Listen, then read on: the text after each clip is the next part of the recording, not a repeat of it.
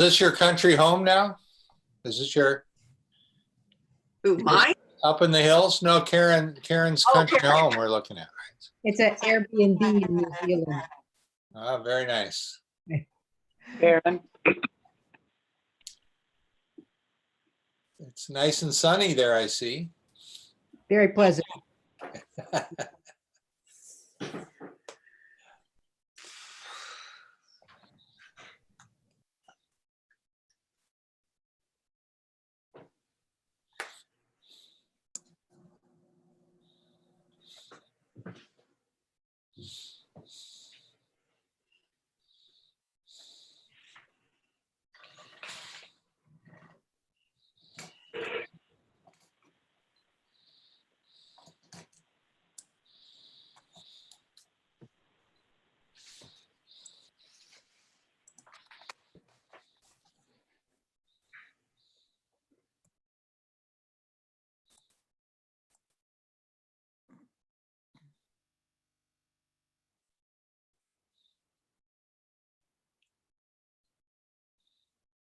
Hello, Deborah.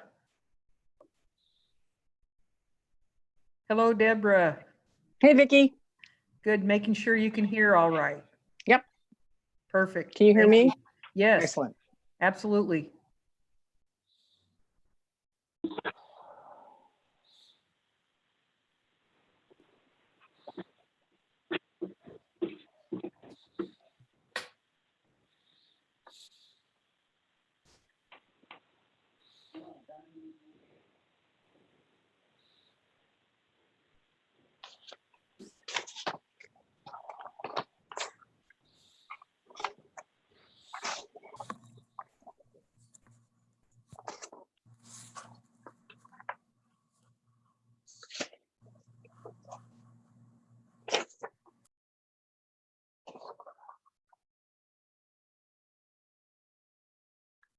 Hold on, wait. Okay, I've turned off my video. I just want everybody to know I shaved for this meeting. So, Bless your heart. yeah. It's getting a little, Some of us did not. you didn't, somehow that sounded stranger than what I said there. I don't know.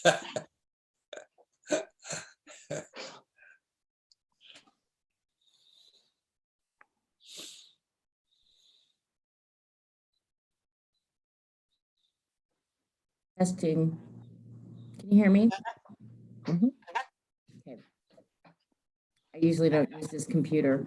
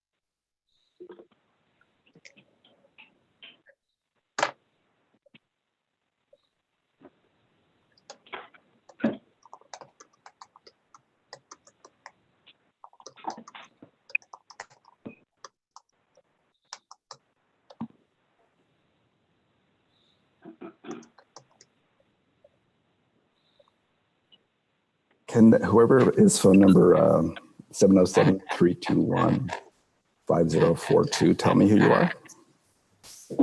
Dave Cahill. Okay, thank you, Dave. Uh-huh.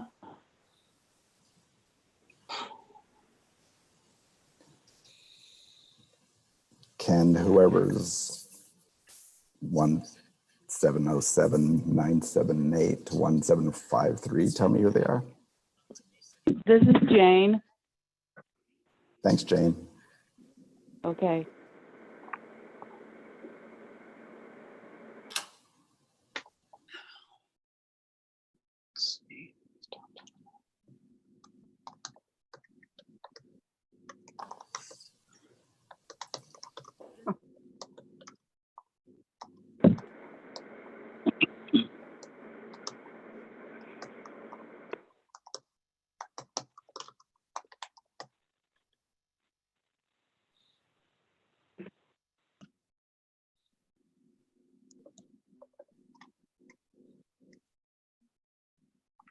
Yeah.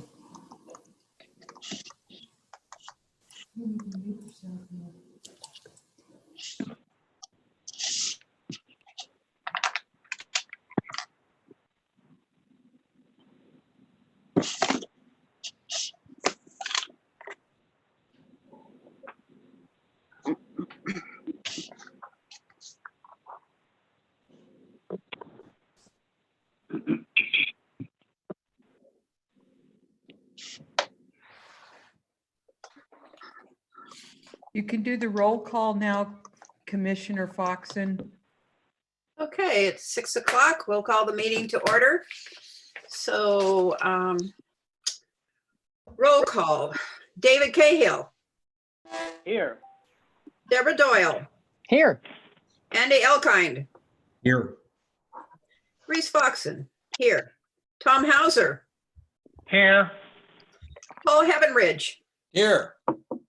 Barbara McKenzie, Here. Randall Neff. Here. Okay, Karen Schneider. Here. And Stephen Zolman. Here. All righty. As you know, announcement, all votes during the telecast during this conference will be done by roll call, just for everybody's information. Okay, are there any other announcements? Yes, Commissioner Foxen. This is Deborah Doyle. I have an announcement. All righty. It has come to the commission's attention that it's someone's birthday. And so we would like to wish you a happy birthday, Commissioner Foxen. Unfair. Well, thank you. You're welcome. Thank you very much. Yeah, it happens to all of us. Okay, any other announcements, Deborah? Any other announcements? Okay, I don't hear anybody saying anything. So we'll move on to the presentation. Vicki, you have a video presentation regarding Roseland? That's correct, I do. Just All right, give me one moment, please. okie dokie. Yeah, I want to thank everybody for going to this yet again. It's, this Zooming can be difficult at times. And by the time we have it all figured out, we won't have to do it again for a while. I also want to let you know that Vince Doherty who is going to become our commissioner from Cotati, is joining us also on here. So introductions, Vince Doherty. Hello, everybody. Oh, Welcome. there you are. Okay. Hi, Vince. Thank you. Thank you. It's good to be here. I'm excited to be here. I'm Reese Foxen. I'm the one with the glasses and the plaid shirt. And Deborah Doyle is our vice chair, and she's right next to you. I can't see anybody else. There's Stephen Zolman, blue shirt with glasses, waving. Randall Neff, waving now. Karen Schneider. Alrighty, and Paul Heavenridge. And David Cahill. Tom Hauser, where's Tom? You can't see me. I can't see you. Oh, okay. You have the magic quilt on at the moment, or the cape, or whatever it is. Okie dokie. Vicki, are you ready? No. Okay. Well, Vince, I'm happy to have you with us. When's I'm your ready to official? go. Here we go. Oh, okay. We're going. Bye, Okay. Vince. Pleasure. Let her roll, Vicki. Is it rolling? Not yet.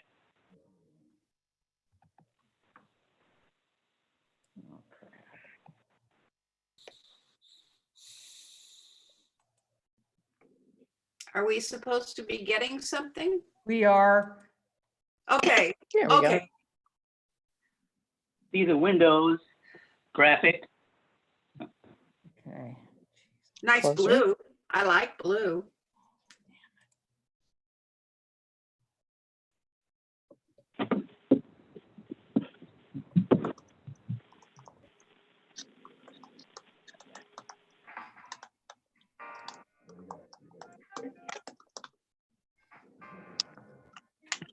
I see it.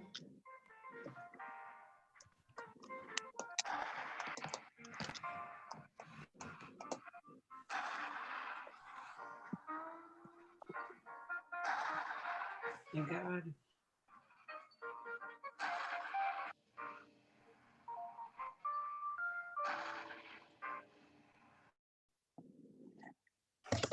Uh-oh. Technical difficulties.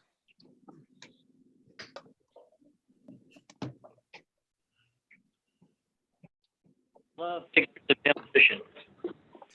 Okay. Was there more to that, Vicki? They're supposed to be 10 minutes long. There's a little bit more, but you get the idea. They're working hard on the demolition inside Roseland and getting it ready for the next stage. Good. Okay. Well, let's just keep going. If Vicki wants to show the rest of it, she can break in and we'll do that. So we're on to public appearances.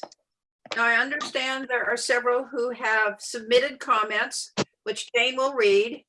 And I believe we also may have a couple of people in person visiting us. So let's start with the public comments that Jane will read.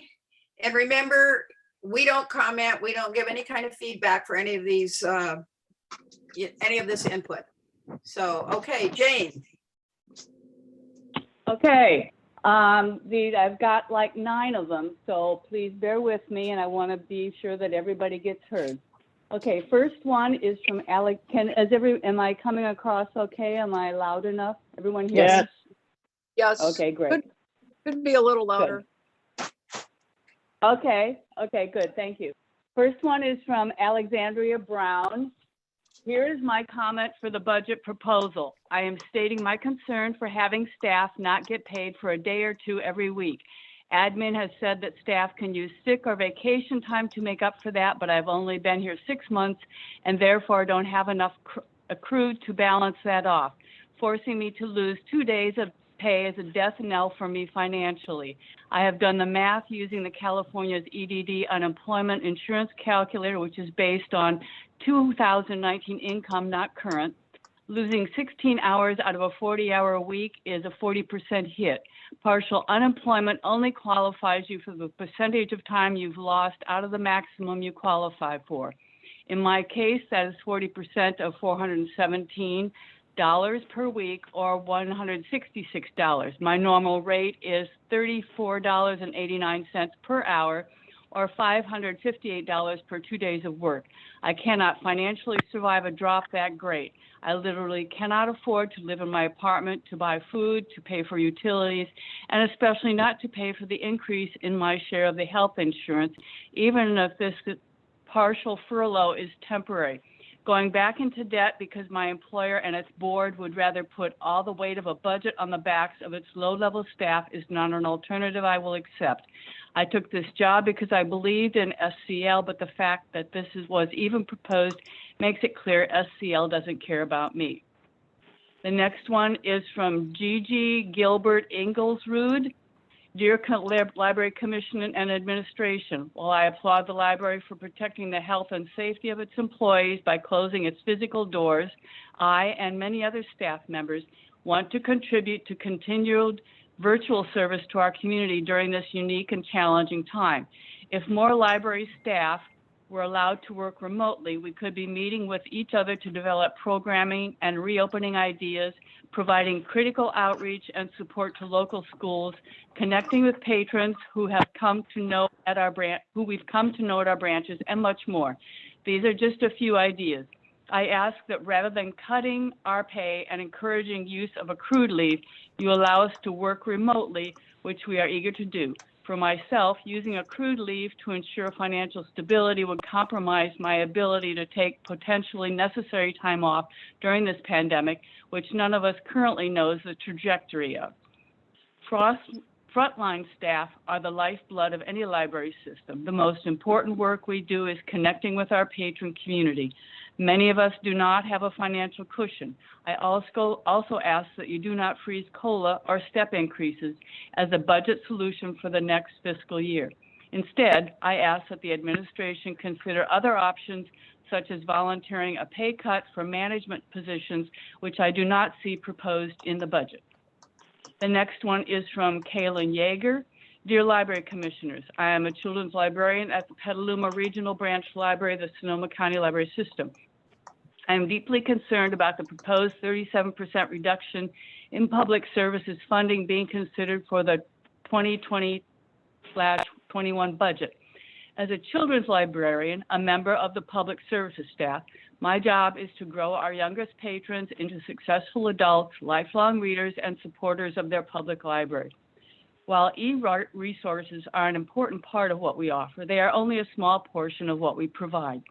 Every day, children's librarians model practices which develop early literacy, inspire parents and children, and build relationships with educators.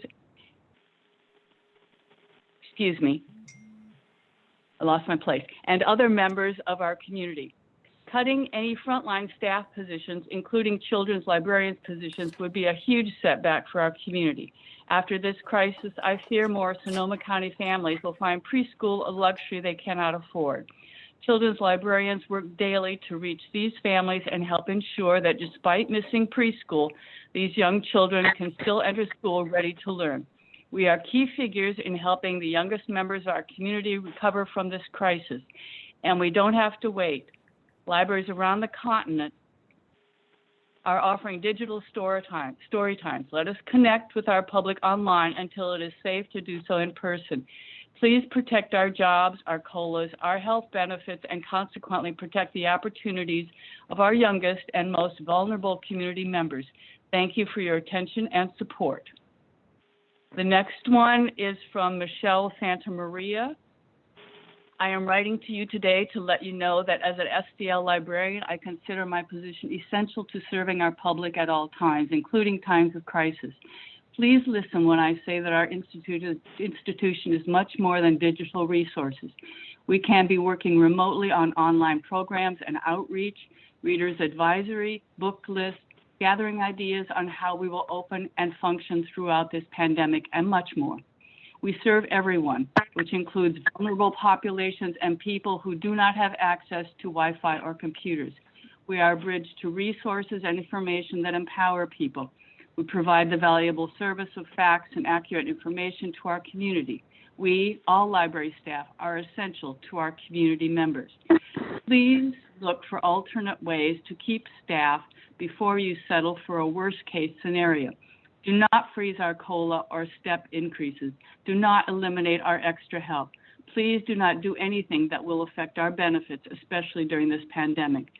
I would also like to mention that in these proposals, I have not seen any consideration to reducing the salaries of non-exempt management.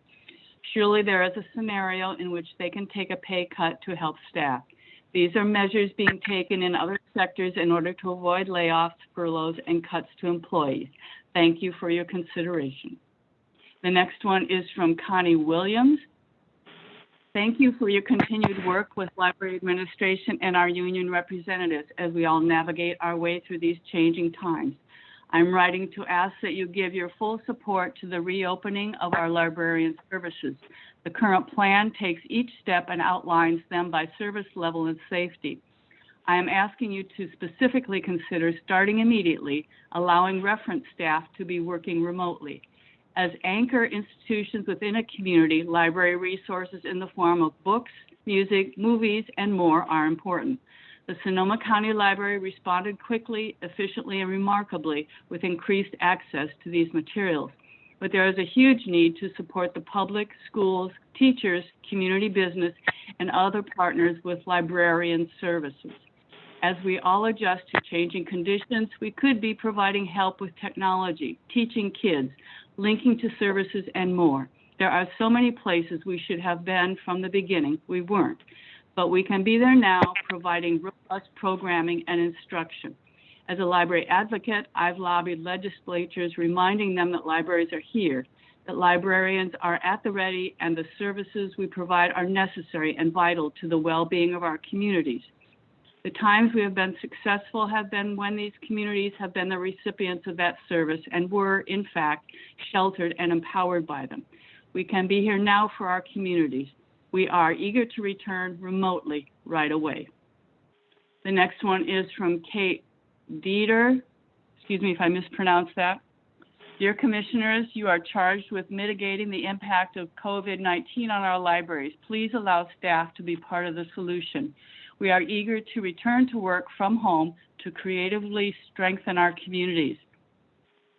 In addition to research support, history and genealogy staff have identified services we could provide countywide while working remotely. First one, coordinating archive initiatives, including Sonoma Responds, local COVID-19 web archiving, and other community memory projects. Secondly, partnering with educators by designing local history, archives-based learning assignments. And thirdly, promoting databases and digital local history collections through research guides, blog posts, social media, and Ask an Archivist sessions. The current proposal asks inactive employees to bear the brunt of the library's financial liability by taking a 20% pay cut, endangering our access to health insurance while awarding a 15% premium to active employees. It is premature to place the library's financial issues on the shoulders of staff when we do not have a solid understanding of our funds and expenses. Some of us live with chronic illnesses. Some of us live paycheck to paycheck. Some of us have individuals or families who depend on us to provide basic necessities. In a time when having medical insurance means seeking treatment or suffering, this cut poses a real threat. Please reject proposed cuts to staff until we have a comprehensive understanding of the library's financial situation and explore other budget lines before salaries and staff. Excuse me. Your decisions quite literally have life and death implications. Respectfully, Joanna Kolosov, Kate Dieter, and Zeta Delgado. The next one is from Jackie Martinez. My name is Jacqueline Martinez, and I'm a bilingual librarian at the Petaluma Regional Library. I enjoy being a librarian because I help community members find information, services, and resources that are beneficial to their well-being. It has been a difficult transition to not working and communicating with community members that relied on my expertise and assistance. I would like to telecommute and work from home. I would like to reach out to community members and organizations through electronic events, outreach, and reference assistance. This is the time for our administration to step up and create an internal telecommuting system for reference staff that should be working on reference questions, digital literacy, readers advisory, and online outreach. Reference staff should be helping our administration's workflow so that they may concentrate on the bigger picture, because unfortunately this might not be the last pandemic or the last natural disaster. If the libraries have been deep cleaned, circulation staff could be working within the library to process the book drop, book request, and hold to begin the circulation of materials to the community.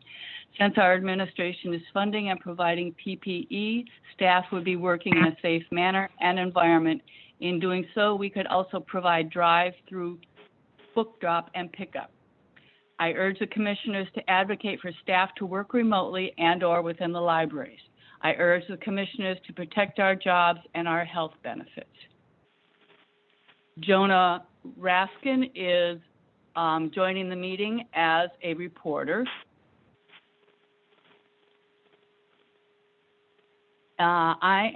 This is Rocio Linares. I am Rocio Linares. I work at the Northwest Library, and the library's proposal to cut inactive staff pay is very concerning to me.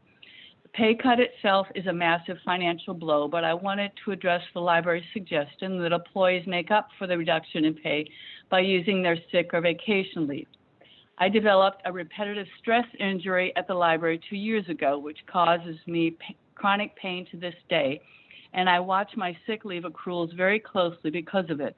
I rely on my sick and vacation time to cover the time I need for my doctor's appointments, physical therapy sessions, and the days when I'm in too much pain to go to work.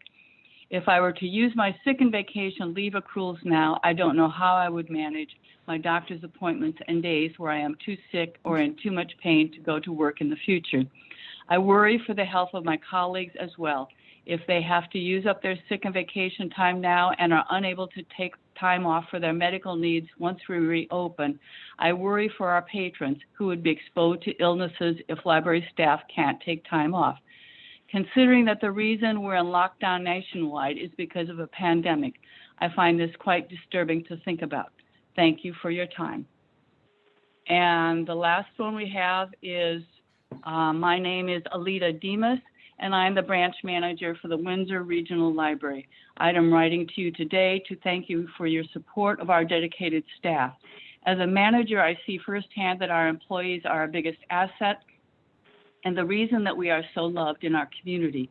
Every member of the Windsor team faces unique challenges at this time, learning to be a homeschool teacher, caring for self and/or vulnerable family members' financial limitations. Thank you for supporting our staff with the disaster leave to ensure our staff are able to come back to us when this crisis abates. While there will be many tough decisions in the months to come, I ask that you continue to value and support the staff who every day make the library a vital community resource. And there was also an email by Nancy Chimino, but it is longer than the 250 limit, and I believe that has been discussed with her. And that's all. Jane, are you able to see the hands that are raised? No, No, I couldn't, can't join the meeting visually because I had to go into this particular inbox Okay. to read the we ha- mail, so I'm not in the meeting visually. Okay, we have hands for Charity Anderson, then Nick Alva, and then John Haupt. okay, we'll start with Charity. Hi, my name is Charity Anderson. Can you hear me, see me? Yes, we Okay. can hear you. I'm children's librarian in Healdsburg. I've been a dedicated employee for Sonoma County Library since October of 2008. For the past 7 weeks, through the lens of my computer, I've watched libraries across the country pop up with an amazing array of virtual offerings, from Facebook story times to Google Hangout database instruction for teachers. Yet most of our library staff are sitting at home in silence.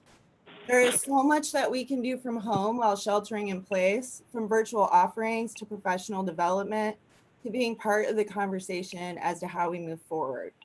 It feels like the collective knowledge and experience of the Sonoma County Library staff is being incredibly undervalued. Sadly, I feel that we've been left in the dark.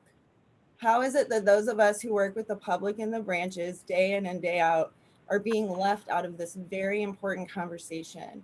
We are in the branches, are embedded in the communities, and now we've all but disappeared. Parents, teachers, school librarians, staff from Burbank Housing have all reached out to me for library assistance and virtual offerings. I imagine that our local communities would greatly appreciate the personal connection from the library staff that they're so used to seeing on a daily basis, a weekly basis. We in public services provide so much more than just books and programs to our patrons. We create connections every day. While I appreciate the surge in the digital offerings, which I've been using for myself, for my kids, they do not make up for the value of the personal connection that happens every day between staff and patrons. When we evacuated during the fires, I read a book on Facebook very spontaneously. It got over 10,000 views with just in a few days.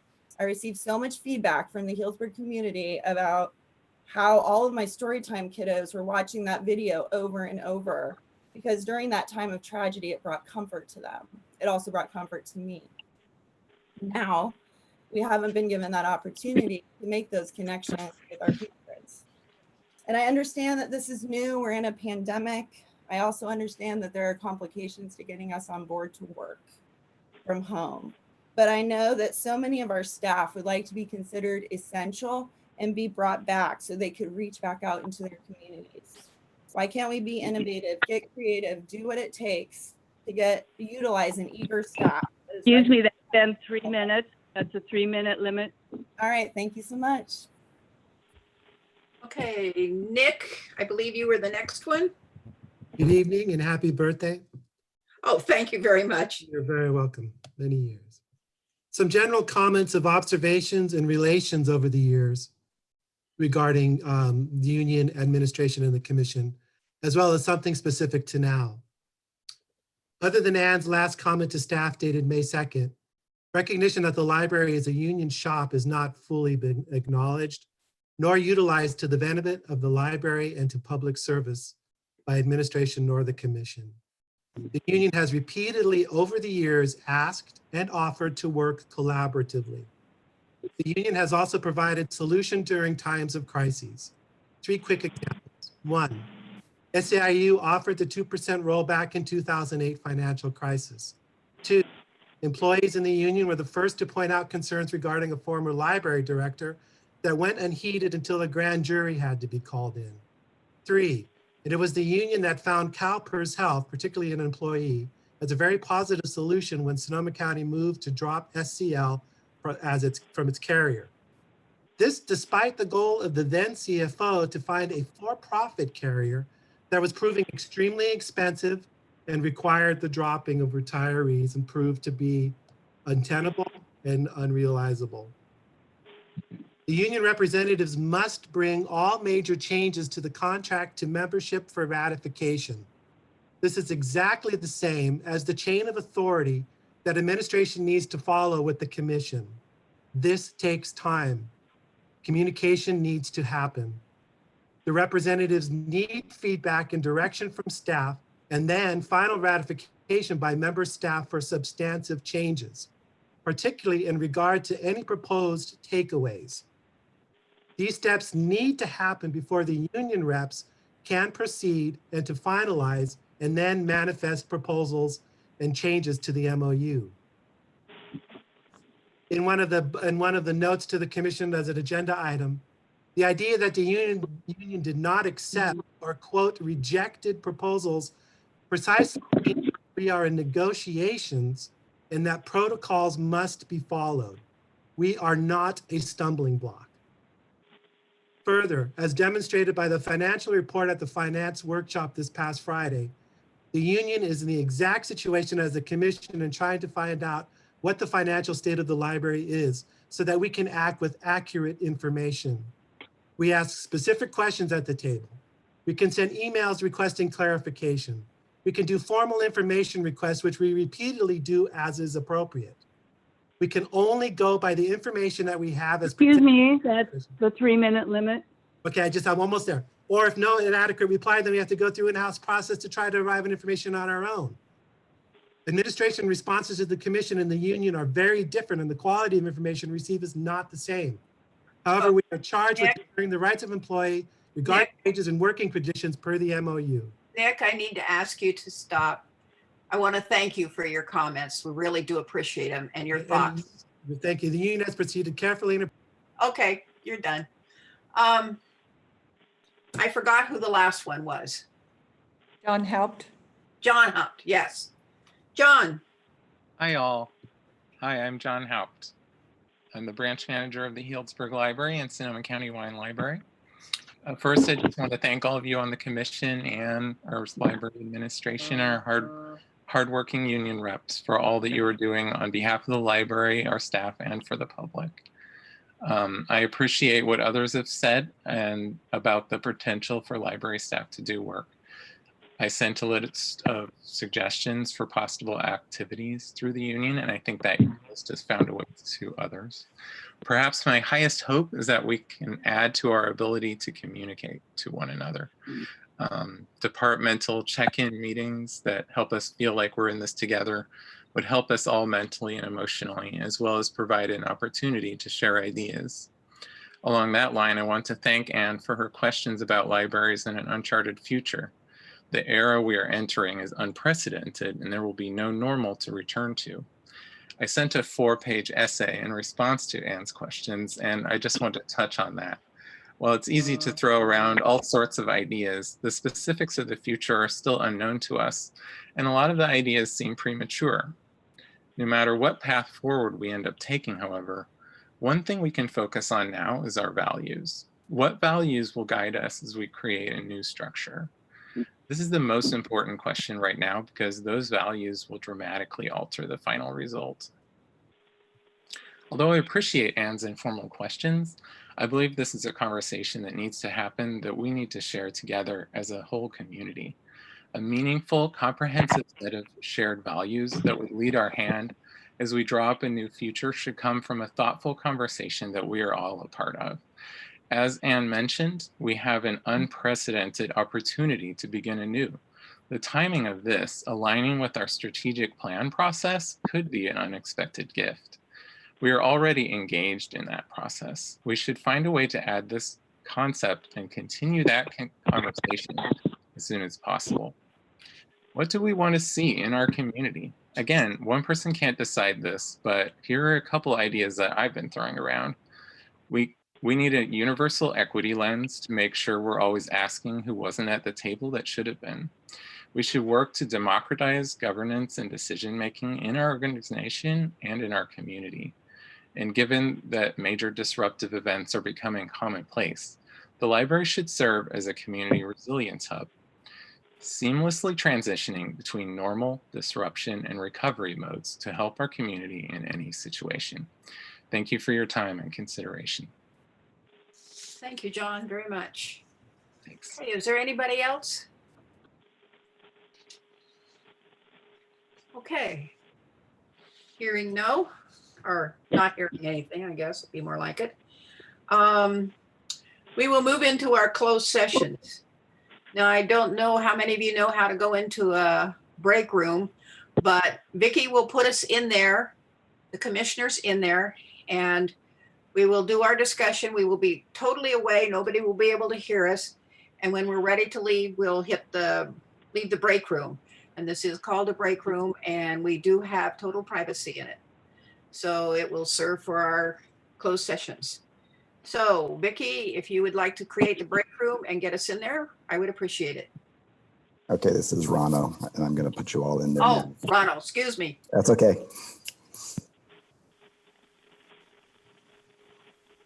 And it'll just take me a couple of minutes.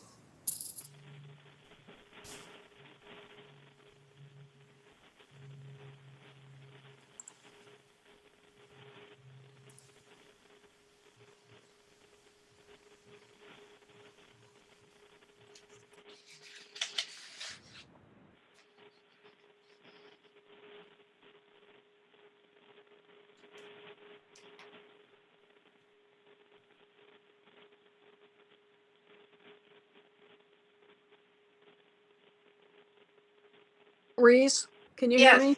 Yes, Barbara. Barbara, I didn't get to say hi to Vince. I was wondering if he'd been appointed officially by by Cotati City Council. Not yet, or otherwise he would be on the commission tonight. Okay. He's just watching us, yeah. Okay. It was delayed. It was supposed to be on the 28th, but they delayed it for some reason. Okay. No, I've been seeing on the camera. I didn't know if he was going to be in closed session or not. No, I don't believe he is, or he shouldn't be, because he's not officially elected yet. Anyway, hi, Vince.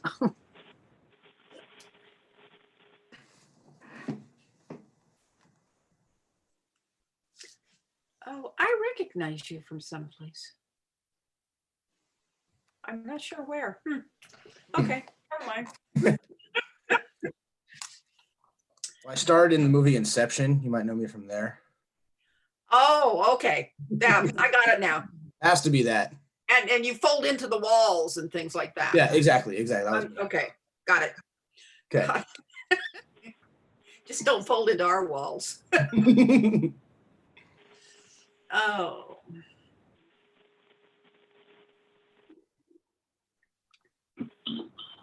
We're not there yet, are we, Rano?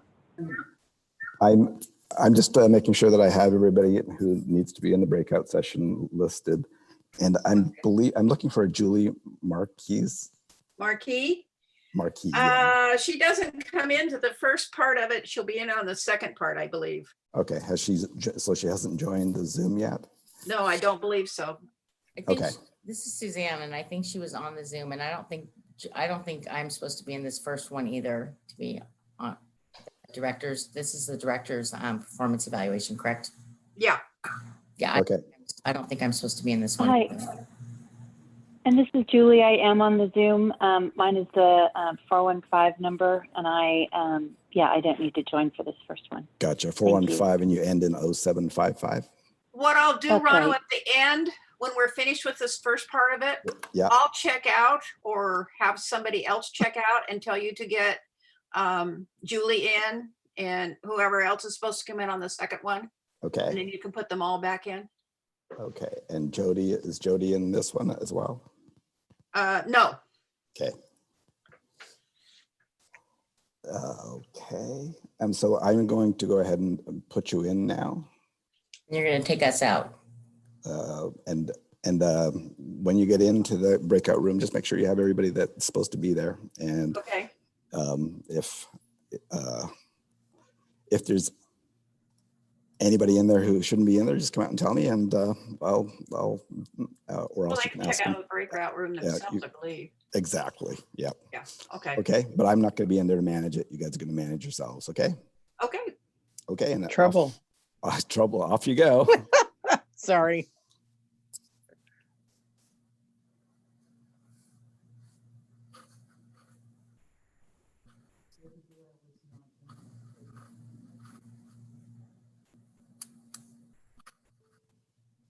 She joined 2 times, and I put her, and then I had to put her iPad in. That's the complication when they. Can you hear me, Rano? That's the Rano, can you hear me? Yes, I can, Suzanne. When we go back, can you start my video later? I don't need it right now, but just when we go back in the closed session, please. Sure. And you can actually control that yourself, Suzanne. I can't. I've tried it and it says that you've stopped me. Oh, okay. I think I was looking away when something was going on and you probably thought it probably didn't look good. Okay, thank you. No, it still says you've stopped it. Maybe I'll just leave and join the meeting again. We actually see you, Suzanne. You can see me? Oh, Yeah. okay. You, Suzanne. Okay, I'm going to stop the Oh, I can see me too. Okay, thanks. Bye. I'm going to stop the recording until they come back out.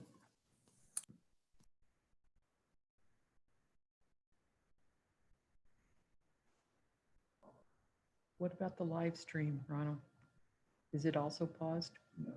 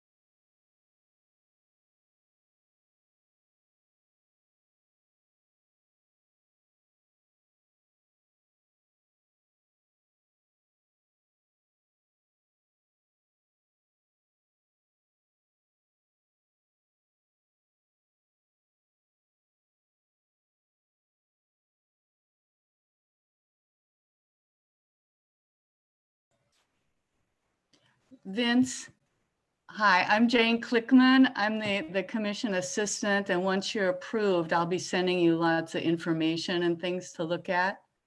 Nice to meet you, Jane. Okay, and just to tell you, these closed sessions can go quite a while. You might want to take a break. Okay, cool. Yeah, I'm writing some emails right now, so I'm Oh, okay, staying all right. busy over here. I appreciate that. Sure. I'll put a picture of my handsome son up instead of myself so you guys can look at that. Very nice. Okay. Oh, what a sweetheart. Is his name Vince as well? He's Damien. Damien, nice. How old is Damien, he? yeah. He just turned 11 months old the other day, the first. Right, Yep. nice. Is he your only one? Only one. Yep. So far. Okay. He is a lot of fun. Yeah, that's great. You're really lucky. Yeah. Thank you. I definitely am.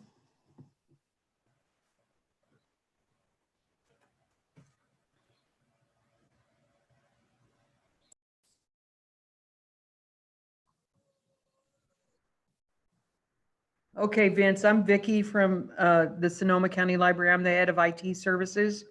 Hi, Vicky. And so we'll be connecting to provide you with a commission iPhone and a commission iPad so that once you're fully on board, we'll make sure that you have everything you need to do the work of being a commissioner. Okay. Okay. And hopefully, this pandemic will abate and we'll actually be able to stop with the Zoom. Yeah. Yeah. A little while ago, my computer, I just completely lost power when I was trying to show that video. So I apologize. We're going to try to bring it back up after they get finished with these 2 closed sessions. Yeah. Technology is great when it works, right? Yeah, absolutely. I'm teaching right now too. I teach at Roseland University Prep High School, and yeah, the technology has definitely been an obstacle to overcome. That's for sure. Yeah. Anyway, well, welcome aboard, and we're looking forward to having you on the commission. I appreciate that. I'm very excited to serve.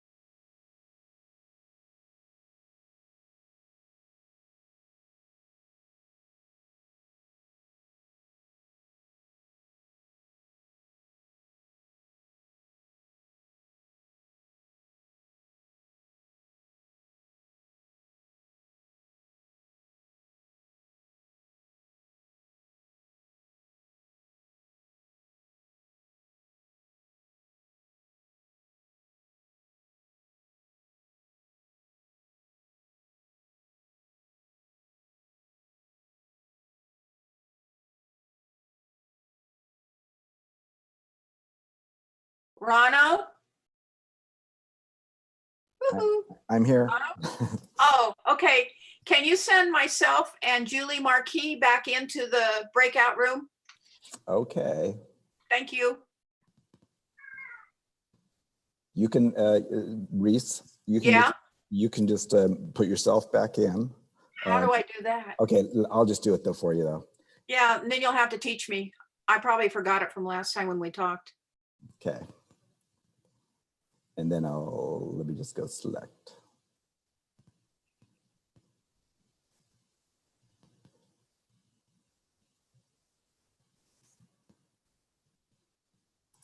Oh, join breakout room. Okay, there you go, I Reese. see it. Oh, okay. I remembered finally. And I put Julie in there.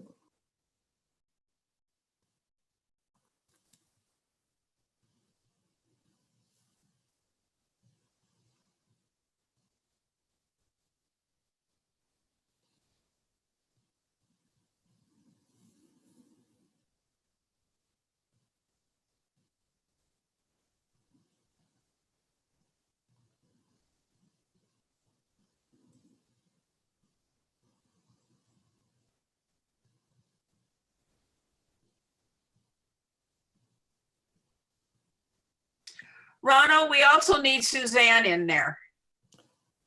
Okay, I will put her Sorry in about there. that. I'm going back in. Okay.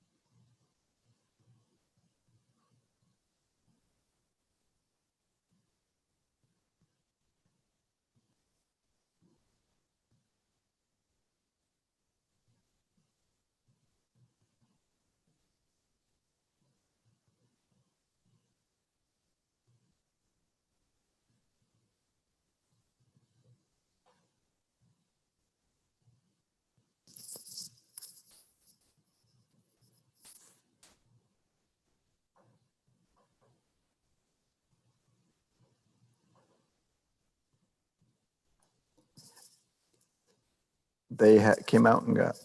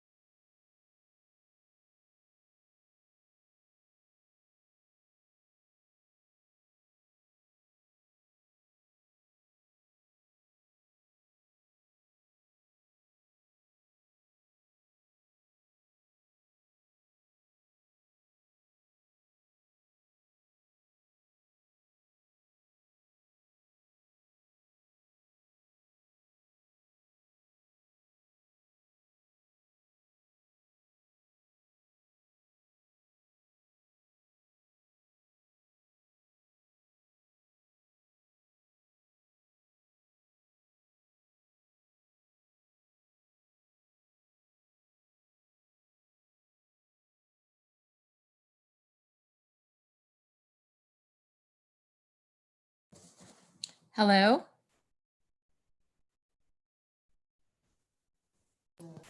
Hello? Hi, Morgan. Hi. Oh, hi. I'm sorry. I was just, We're in closed session. hi, everyone. Okay, I will back to mute myself.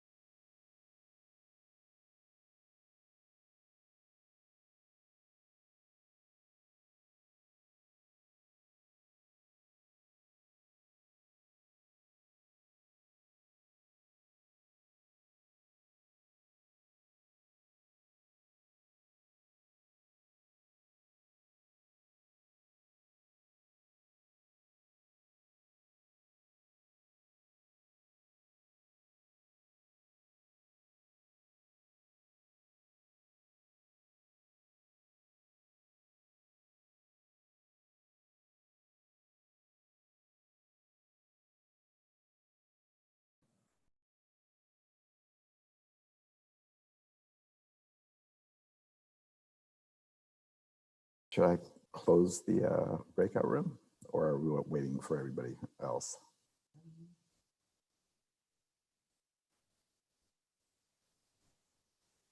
Looks like they're all coming out. Hey, Rano, I'm getting questions. So is the closed session over? Yes. Okay, great. Thanks.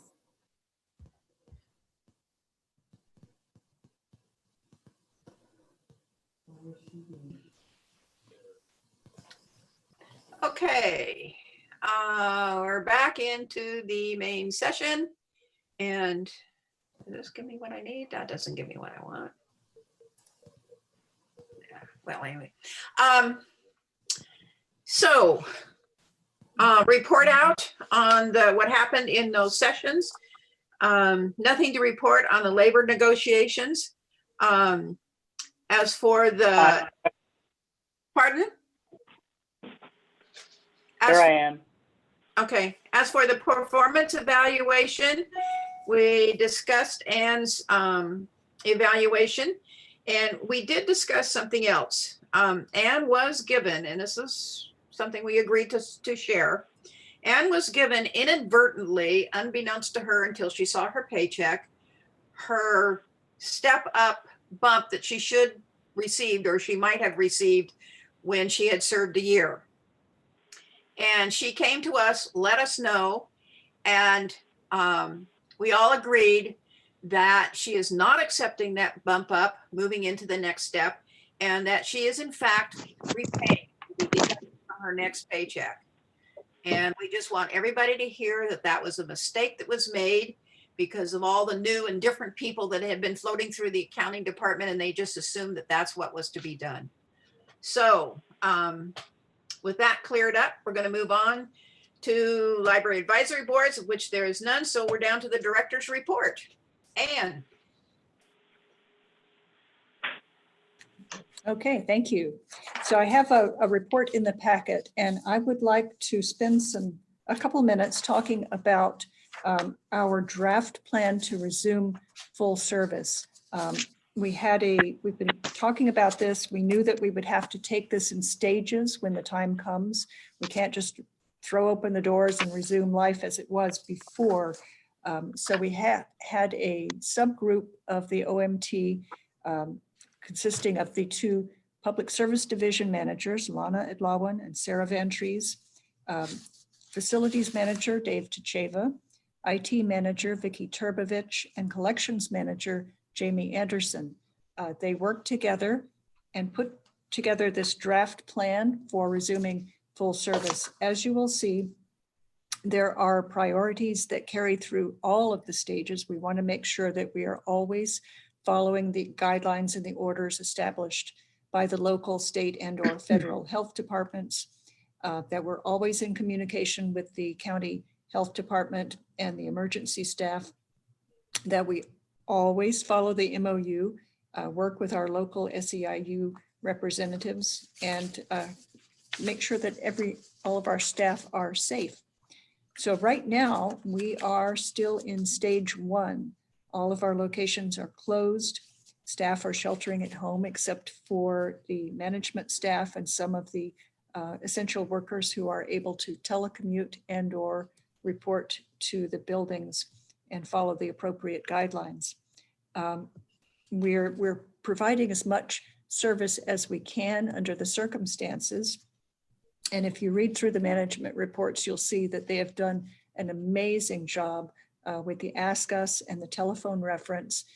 They've been dealing with, they've maybe every 14 minutes, I think they said, is that it? So over 1,000 people have been assisted by the management team, and I'm sure they will be very, very happy when we are able to bring in more library staff to assist with those duties. So as we are able to loosen things up a bit, then we will move into stage 2.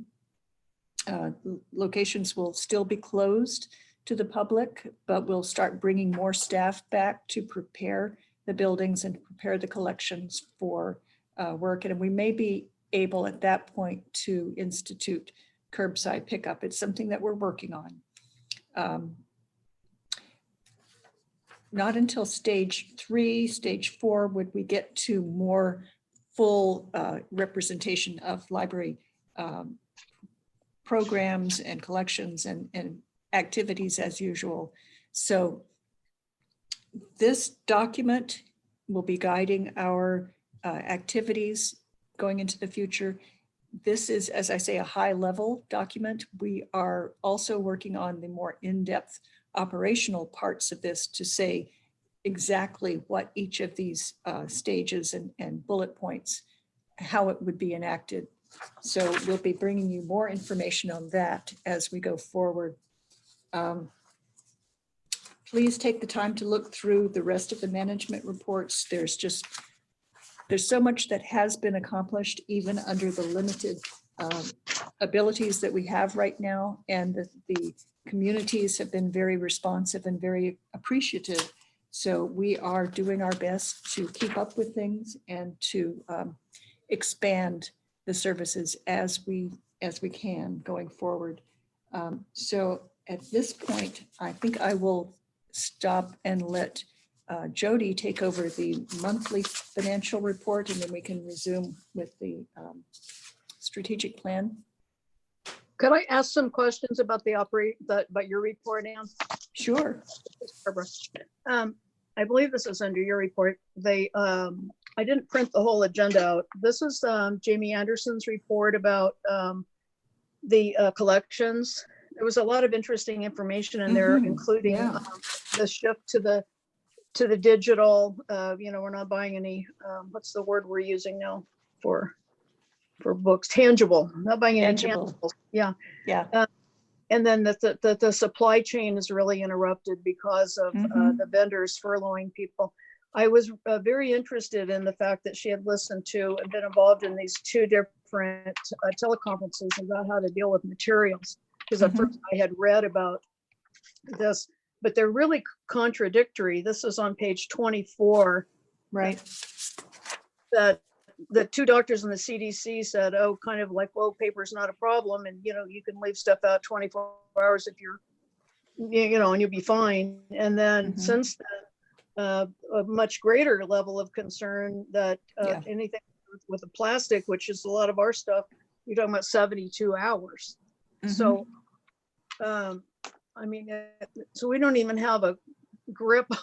Any advice really, about handling things. And, it's that 72 hours where everything is laid out item by item, where, things stacked up, and is it worse? I don't know. Are you getting any more information about that? I thought these were very interesting, but they're really contradictory.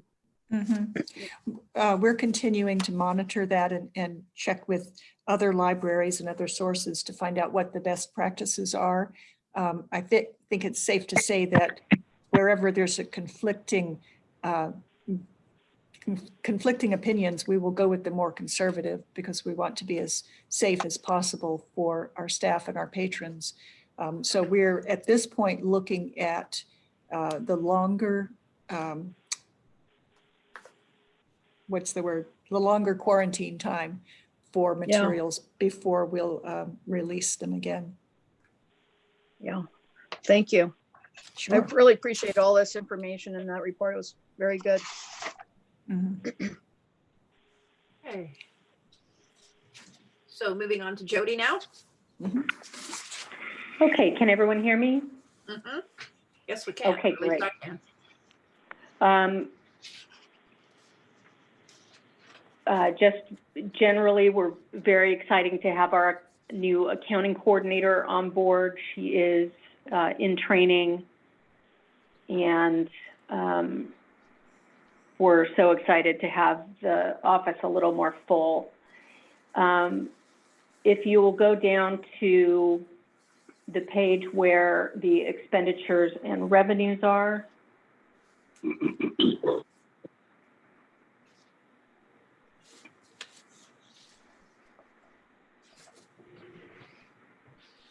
There we go. Should be one above that.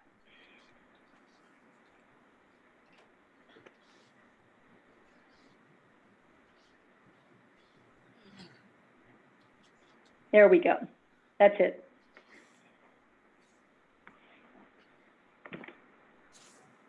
Thank you for making it bigger.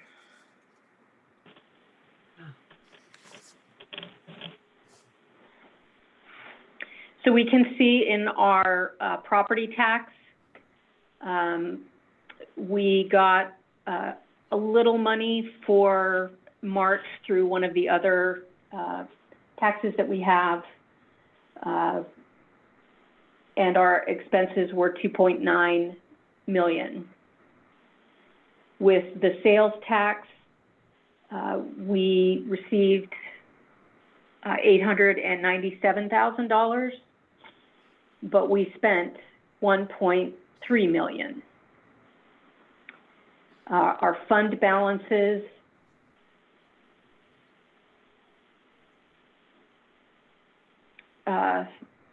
for March are 921,000, and this number will come up in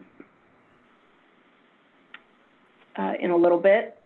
And our expenditures from the fund balance have been 731,000.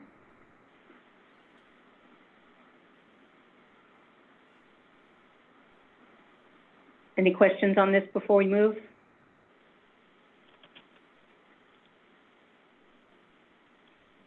Okay, if we could move to the expenditures page. Here are our expenditures for March.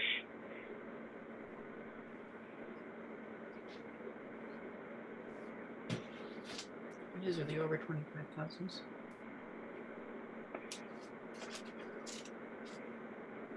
Yeah, it's kind of hard to tell what the expenditures are without being able to, make it a little smaller. So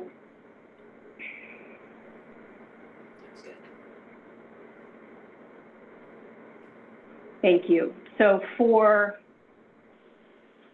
we have our usual purchases, actually a little fewer this month, from Baker and Taylor, which are booksellers.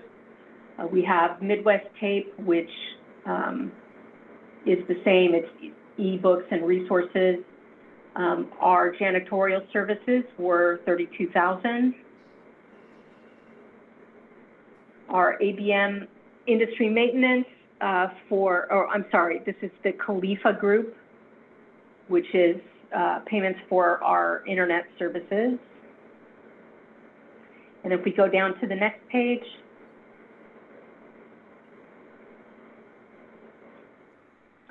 we will see some computer purchases from Dell, some Cellco, Verizon hotspots. That was a really well-timed purchase. Anderson Brule, the architects, 137,951. AMS software. And then on the next page, we see some new charges. This 44,000 payment, that's not on any one person's credit card. That's a whole bunch of invoices that were paid all together. Trope office furniture, 26,000. Some electrical work, which was for 37,000, and then I believe this was our consultant to run strategic plan sessions for 42,120. Does anyone have any questions?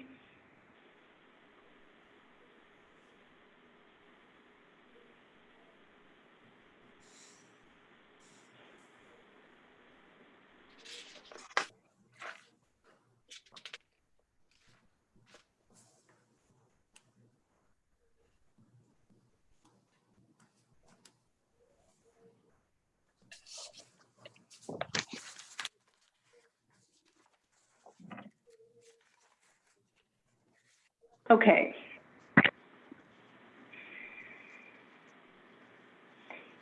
Here we have a chart. This was This one up top that kind of looks like a heartbeat is retail sales changed from the previous month and then seasonally adjusted.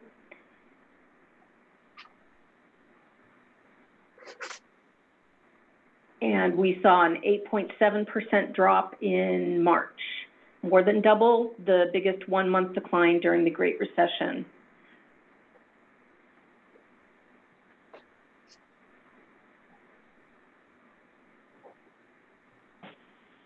Okay. This was a statewide view provided in the city of Santa Rosa presentation by their consultant. The red arrow here indicates that the county and the city of Santa Rosa benefit from a legal settlement they received against Wayfair for something, but that will help them in some way. And then the statewide sales tax trends, the second quarter, which is where we are, is the 36.1. Question about that, Jody. This is Barbara.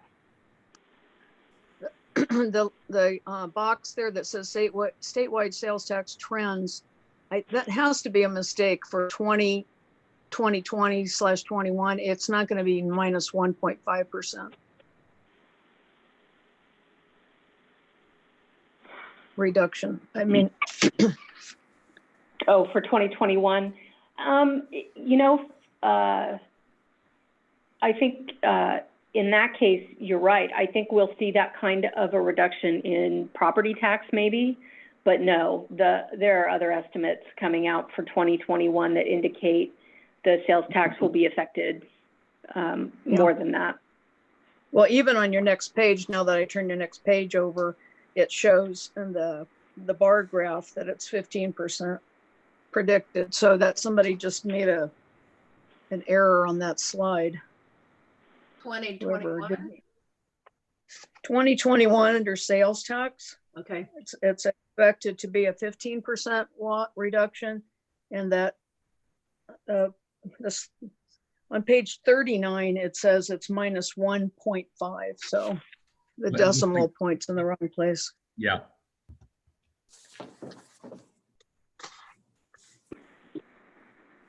Jody, I have a question about the tables. It talks about down a certain percentage. Is that down from the same period last year, or down from the previous quarter? I'm sorry, I'm having a hard time hearing your question. Sorry, let's try this again. Okay. All of these figures talk about minus 50%, minus 10%. From what? The previous year or the previous quarter? I think it depends on which graph you're looking at. The ones that were in green, those were statewide averages, and they did theirs by quarter. The tables coming up with the property tax loss and the sales tax loss, it's from the year before. Okay, thanks. Jody, this is Tom Hauser. The Hi, Tom. Property tax, sales tax loss that with the blue bars, whose information is that? Who prepared that, or what is it? This was also prepared by the consultant for the city of Santa Rosa. In terms of their outlook, they did a regional study as well as a more localized one for Santa Rosa, and these are their projections.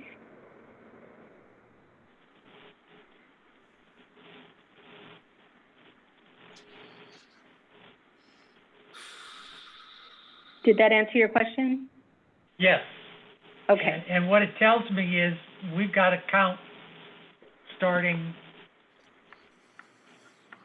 right now a 10% loss for the sales tax through the end of the fiscal year, which for the next 2 months at least, and going back a little bit. So we have a significant loss of income there. Yes. One of the things that entered my mind is, do other cities or does the county have something that would say what they expect in the area, say Napa or Napa County or Rohnert Park or whatever, Petaluma? Do they have information about what they think the reduction in sales tax and the reduction in property tax will be? I'd like to see that information, because I think what we need to do is come up with our own figures that we need to use for basing it on our budget for the next 4 or 5 years, because we're looking at several years of reduced income here, if this is true, if those blue bars are true. So if you have that kind of information, I'd like it to get to the Finance Committee so we can look that over. Okay. I researched the other nearby jurisdictions, so I know I have that information somewhere, which I can get to you. The reason I chose Santa Rosa is because their budget is structured more closely with ours, just in terms of the fact that they get both property tax and sales tax. The SMART train, for example, is far more dependent on sales tax, and they're estimating up to possibly a 35–36% loss next year for their sales tax. I can understand that, but we have both of them, and if they're estimating 35% of the sales tax going down, then that's part of that should be factored into our estimate for the sales tax, not just for we should calculate them separately. We budget them separately, and we should calculate the reduction separately.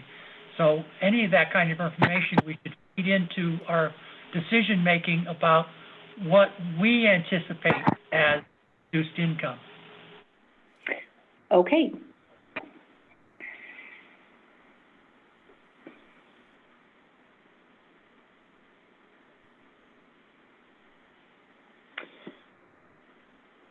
This slide is very similar to what we'll see later, and it was similar to what you saw Friday. What we have on this page is our current fiscal year's budget, so the budget for 1920. It is divided by general fund and sales tax. And what I wanted to point out about the total at the bottom of the sales tax column is that this budget was approved with $2 million of surplus funding or fund balance. So originally we projected, or it was budgeted, anticipated that we would get 12.6 million in sales tax, leading to an overall budget amount of 36 million. Our revenues to date, 20 million from our general fund, that's 96% of what we projected.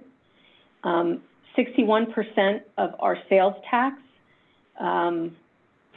that's lower than what we projected, for a total of 27,000, which is $8.5 million less than we originally thought we would get, which is a 24% decrease. Expenditures to date. Oh, go ahead. Oh, Jody. Okay. So again, we don't have a date on the right-hand side, FY 1920 revenues to date. Would you give us the date again on that? Is that through March 31st, or is it some random date? This has been through the end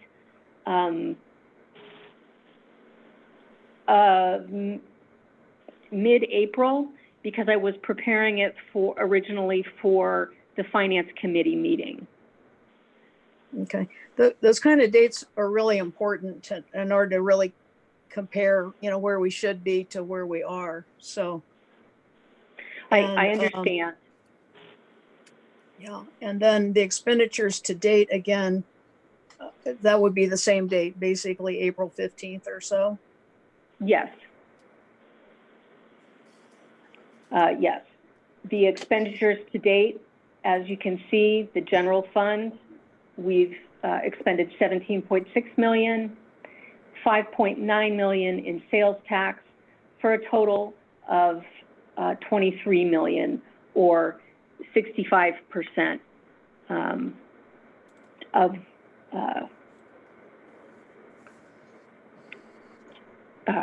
our budget. Jody, this is Tom Hauser again. Hi, Tom. I want to clarify a point here. I think you said that when we did our budget for 1920, included in that 36 million was about $2 million of capital carryover that we were going to spend. Is that correct? That is correct. So the income we were expecting was 34 million, not 36 million. That is correct. Thank you.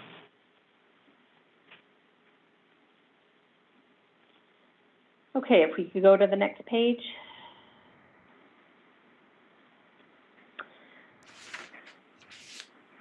All right. Much of this will be gone over in the upcoming agenda item that we have. So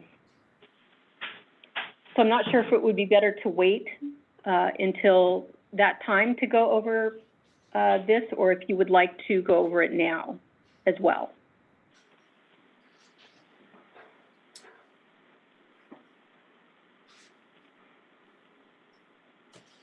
Nobody has a particular opinion. Well, if you think it would be better to hold off till we get to the budget report, then let's do that. Yeah, I do. I think this would be a lot of redundancy, and I have the dates the reports were run on the other one. Okay. So that completes your financial report for the month. Correct? It does. Thank you. Yes. Okay. Any questions of her? Okay, so let's move into the strategic plan report. Okay. So as you know, we started working with our consultant Diane Satchwell to prepare a strategic plan for Sonoma County Library. We launched an online survey. We had paper surveys. We started doing a lot of open houses in the locations and getting a lot of feedback from our library patrons. What you have in your packet is a summary of what we learned from those activities, which, as I say, it started in March. We ended the open houses when we went into shelter-in-place situation. The online survey continued through April 3rd. So the thing that strikes me is that these results point out a fatal flaw, and that is that we only received feedback from the people who are already ardent library supporters. So over 50%, almost 50% of our respondents were over the age of 56. Most of them were female. Almost all of them were English language speakers. And so we know that that is not representative of the demographics of our county. We need to take a break, come back to this when things have settled down a little bit, and devise a new way of reaching everyone in the community. We know two things. We know that we didn't reach the full range of the demographic profile of the county, and we know that everything has changed because of the pandemic. What we heard from our staff was that they were very interested in programs. They were very interested in physical collections, opportunities to gather together. Those are really important things that libraries do, but we have not been able to do them for the last 6.5 weeks, and we will be severely limited in how we do them going forward. We're going to be looking for a lot of new ways to reach people and to better serve our communities. So this is what we have to share with you now. But you can rest assured that when we are able to, we're going to come back and we're going to find different ways to really reach every aspect of our communities and every part of our communities in terms of the demographics. And we know that our staff have a lot of ideas for new and different ways that we can be putting together plans going forward. So I'm taking this as a great opportunity. I think we can devise a strategic plan that will be innovative, it will be exciting, and it will be the best plan that we could possibly put together for the current situation and the near future. Does anyone have questions about the results that we have so far and the next steps? And this is Andy Elkin. Not a question, but just a comment. Earlier in the report, I understand that pre-coronavirus, a number of the managers and staff were able to attend the Public Library Association conference in Nashville. Yes. And it seemed, based on the report, which I think was submitted by Lana, I'm going to quote here, it is necessary to go directly to where community members are rather than expecting them to come to one of our library locations, as there are a multitude of barriers for these populations that library staff are not aware of. So I just want to underscore what you're saying.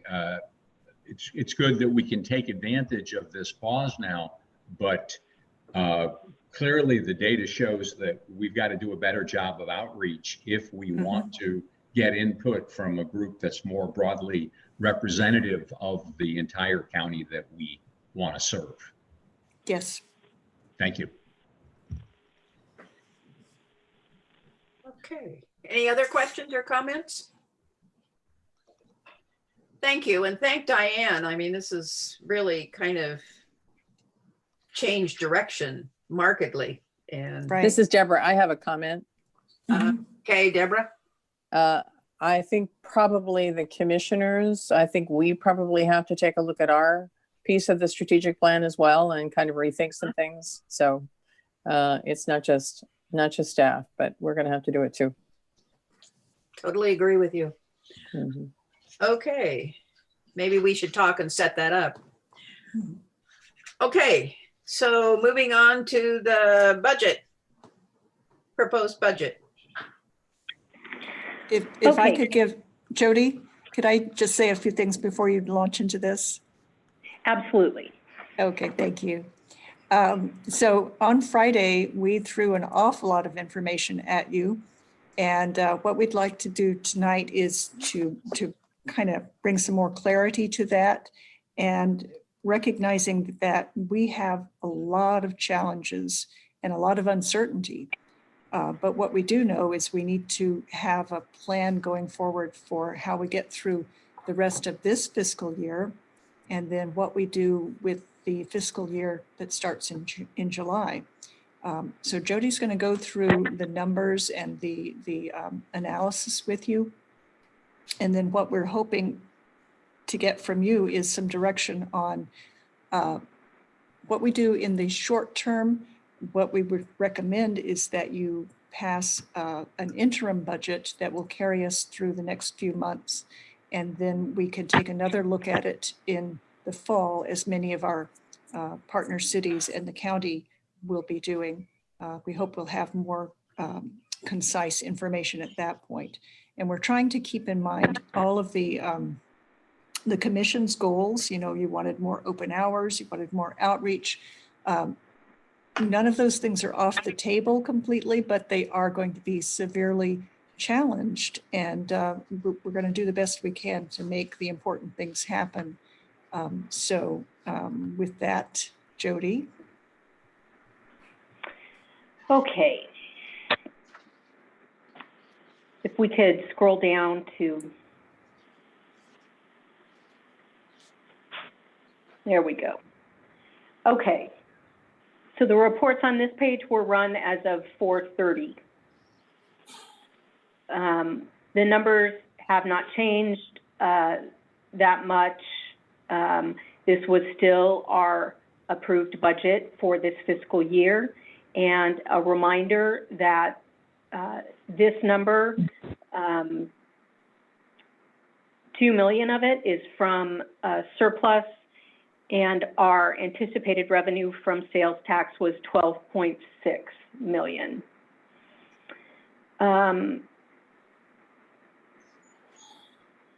So the date up here was, again, 4:30. Our revenues to date have, again, been 20 million and some change. So we're within 96% of what we thought we would receive. 61% for sales tax, for a total of about 76% of what we anticipated for the year. Now, the year is not over yet, but the difference in funding is 8.5 million, or 24% loss combined between property tax and sales tax. Expenditures to date, again, are under the revenues that we've received. So I went ahead and did an estimate of what I thought we would receive by the end of this year. We still have not received money for February, which was due to. Did someone have a question? Okay. We did not receive sales tax money in April, which should be from February. I'm going to say that we are still going to get that, and it's going to be close to normal because it was in February. Our monies for May, which are generated from March sales tax, I think we're going to get a little less than half of what we usually get, because half of the month was open for business as usual and the other half was closed down. And then June, I think we're going to get very little for April, which the whole month was under shelter-in-place orders. However, that does give us 1.35 million to add into our budget, which is a 28% decrease in the Measure Y revenues, which I think falls into place with a lot of the information that we've seen in terms of how much we're going to be affected this year. Does anyone have any questions on that? Jody, it's Andy. I have a couple of questions. Okay. First, and I apologize because I should know this, but this is, I guess, just a general question. We know that our sales tax revenues arrive 2 months after they're incurred, right? So in April, we're looking for revenue that was spent in February. Yes. Our fiscal year ends June 30th, but the sales tax revenue that would normally be collected in May, we don't see that until July, right? And the sales tax revenue that is normally collected in June, we don't see that until August. Correct. When we get that money in July and August, is it applied retroactively to the previous year budget? There are some ways that we can do that. Yes, I believe that is part of the end of year closeout. Closeout, okay.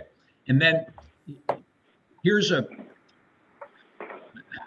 I'm really not trying to give you a hard time here, but on this page under 19/20 expenditures to date, yes, a figure of 23,500,000 $564,991.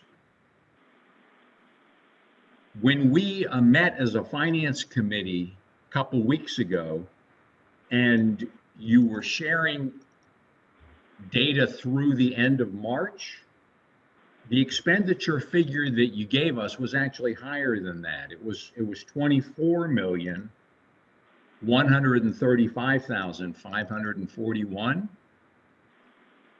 And on the next page, the expenditure to date figure is different than both of those.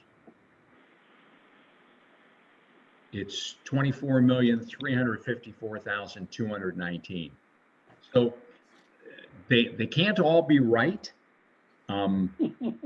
When we were at the finance committee, I had confidence in the number that you gave through the end of March, which was 24,135,000.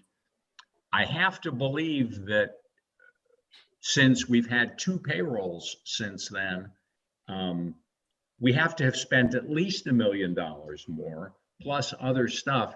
I'm concerned that we're not seeing an accurate picture of our expenses, or we don't know the date that it runs through.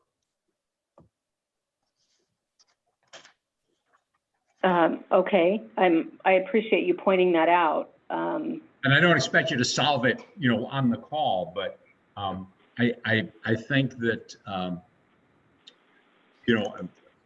and you can continue with what you're saying, but I think we're going to have some confidence in what we're looking at if we're really going to make the decisions we need to about an interim budget. Okay. According to these figures,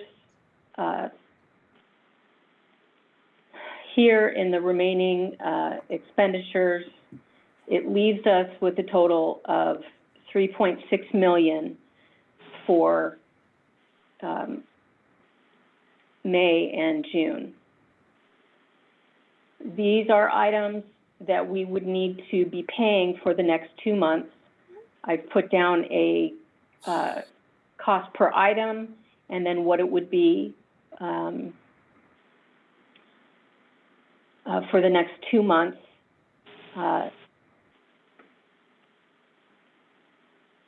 That total is 2.6. If you subtract 2.6 from the 3.7, it gives us $976,000 for services and supplies for the rest of the year. If we add in an estimated sales tax revenue, not of 1.4 million, but 1.35, as we saw on the other page, then we're looking at 2.3 million for the next 2 months.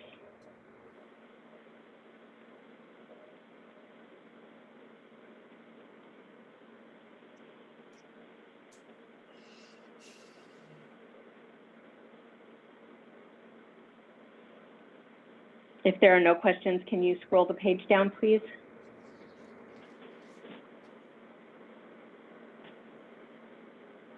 Okay. I have one correction to make on this, and it is in the area of the automated material handling item. The figure 888,000 has not been spent. That is the total amount of what we expect to spend on the project. We are in possession of some invoices that are being input now but have not been paid. The contract has been signed after being reviewed by our council. But as I said, the invoices have not yet been paid on that. All of these other areas are comprised of actual payments that I pulled out of our reports. So in the end, this page is completely capital improvements. And we have 5.6 million remaining. On the next page,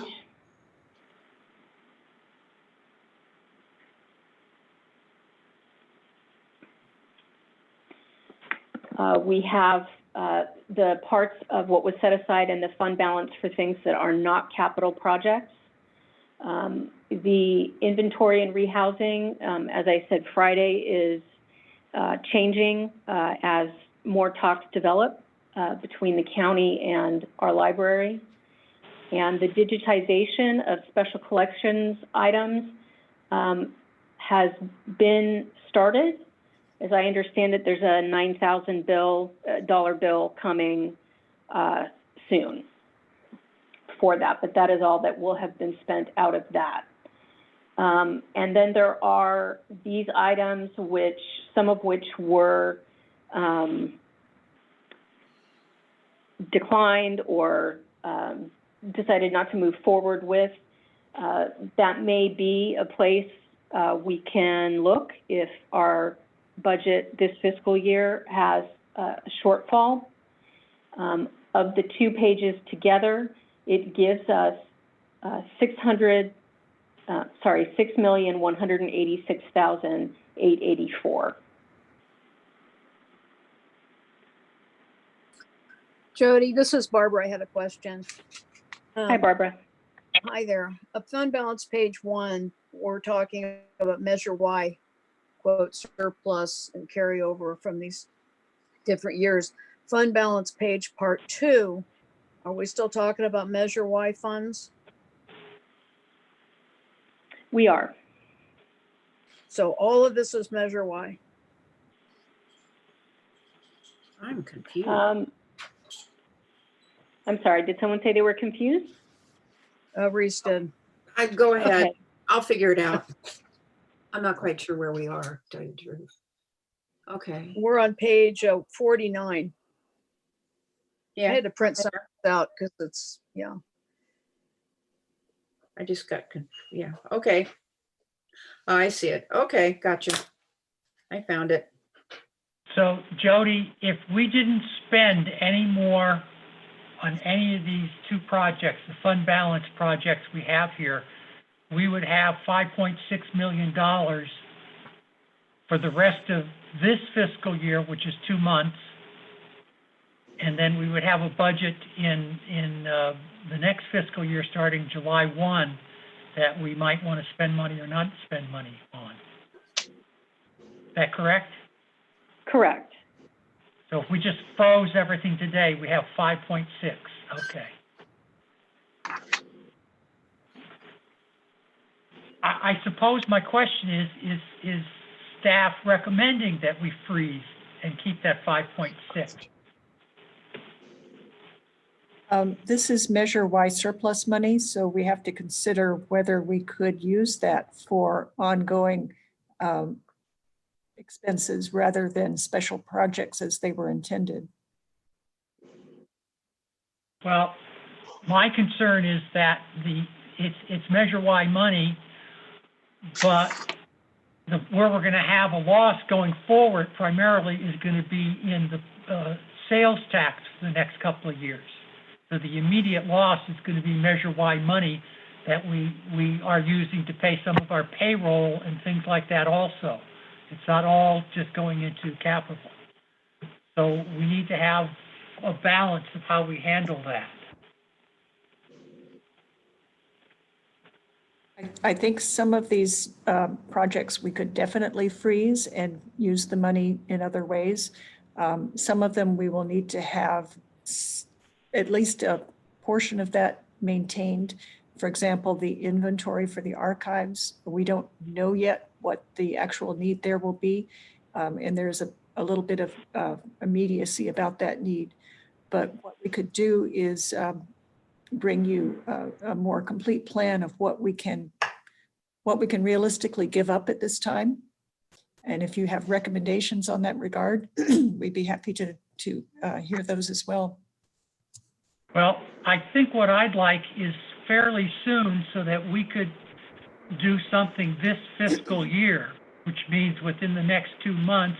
And what that means to me is within the next 2 weeks or 4 weeks to the next commission meeting, or a special commission meeting, that we need to have some kind of action on possibly freezing some of this money. Actually, I believe Want to make decisions myself. I'd rather have recommendations. in our workshop, we agree. had discussed freezing it and continuing with IT and the PPEs and construction. And I don't know how that'll fit into this, but that was something we were talking about in the workshop. And it was something we had decided we'd move forward to give them direction on. So FYI. And there are some more recommendations coming up in the presentation. They're small, but we can look at them. Okay. Okay. Let's go. All right, can we go to the next page, please?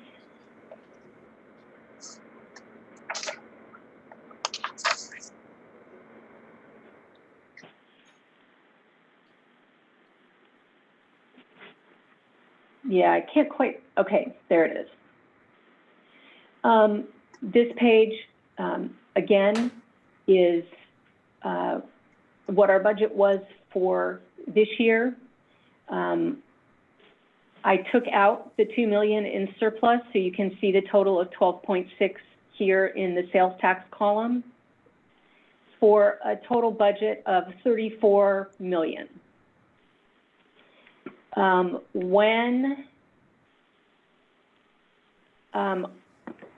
My initial thought in looking at the budget for 2020, I thought we should have a flat budget, which meant taking it back down to 34, because we had gotten some requests that would have moved the budget a little higher. All of our divisions cut 778,000 out of their budgets to get us to a $34 million budget. However, then the pandemic happened, and I realized we would need to budget closer to what we expected our actuals to be. That meant that a total of 3.2 million would need to be additionally cut out of the budget. And if it were, this is what it would look like. I'm going to be presenting you with 3 options to choose from for the interim budget. This is option 1. It's frankly my favorite, but just because it keeps money in each of the sections, and while we have not yet established where the cuts would come from, there is one method, which is having the divisions reduce by the percentage of the budget landscape that they occupy to reach that 3.285 cut. And if we go to the next page. So I want to be very clear in some things. These are possible cuts if we looked holistically at the department as a whole, rather than just putting the burden on the divisions. These would be, however, subject to negotiations with the union. And this cutting in half our OPEB obligation for 2021 would require an action on the commission's part. Jody, I'm sorry, can I ask you a question about that specific point? Sure. Of contribution. Later in the packet on page 61, if we could go there for just a second, I think it'll be easier for me to frame the question.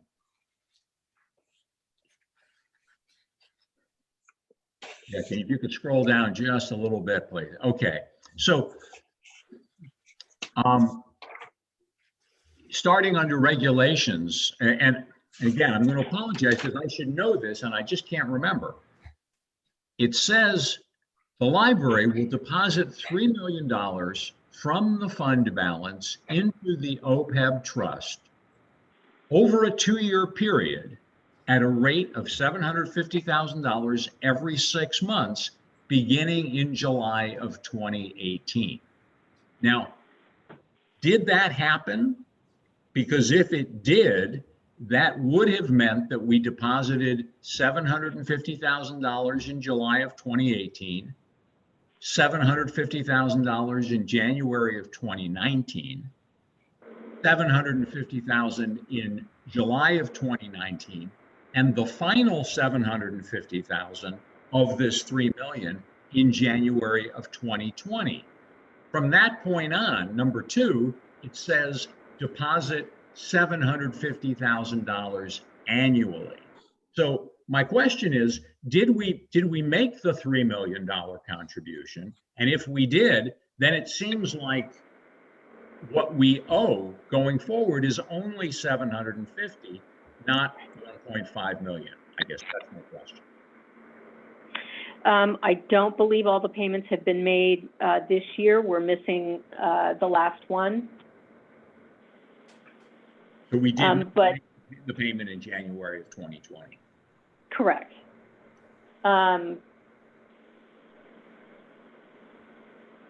But that would seem that we would only owe $750 going forward. Right. I think I don't want to derail this, but it may be a topic for a different time, like at the finance committee meeting, is how did we not make the payment? It seems pretty clear that we've committed to it here.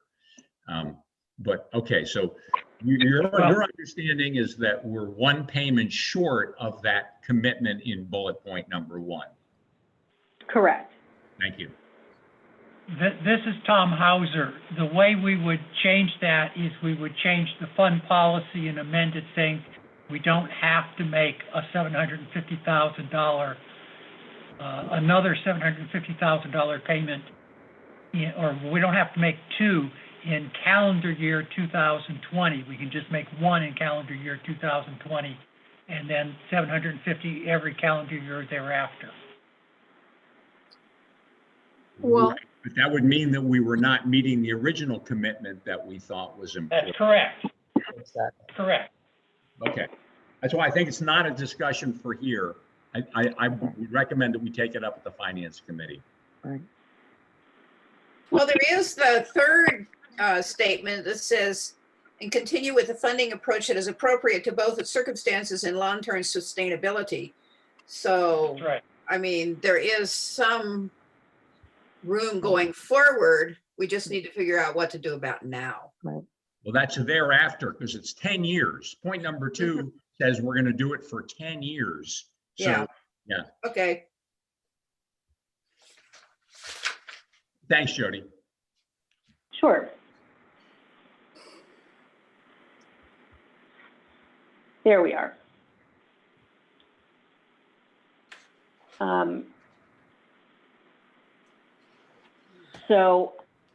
I also think that if we considered some of these more holistic cuts across the department, they may not need to be in effect for the whole year.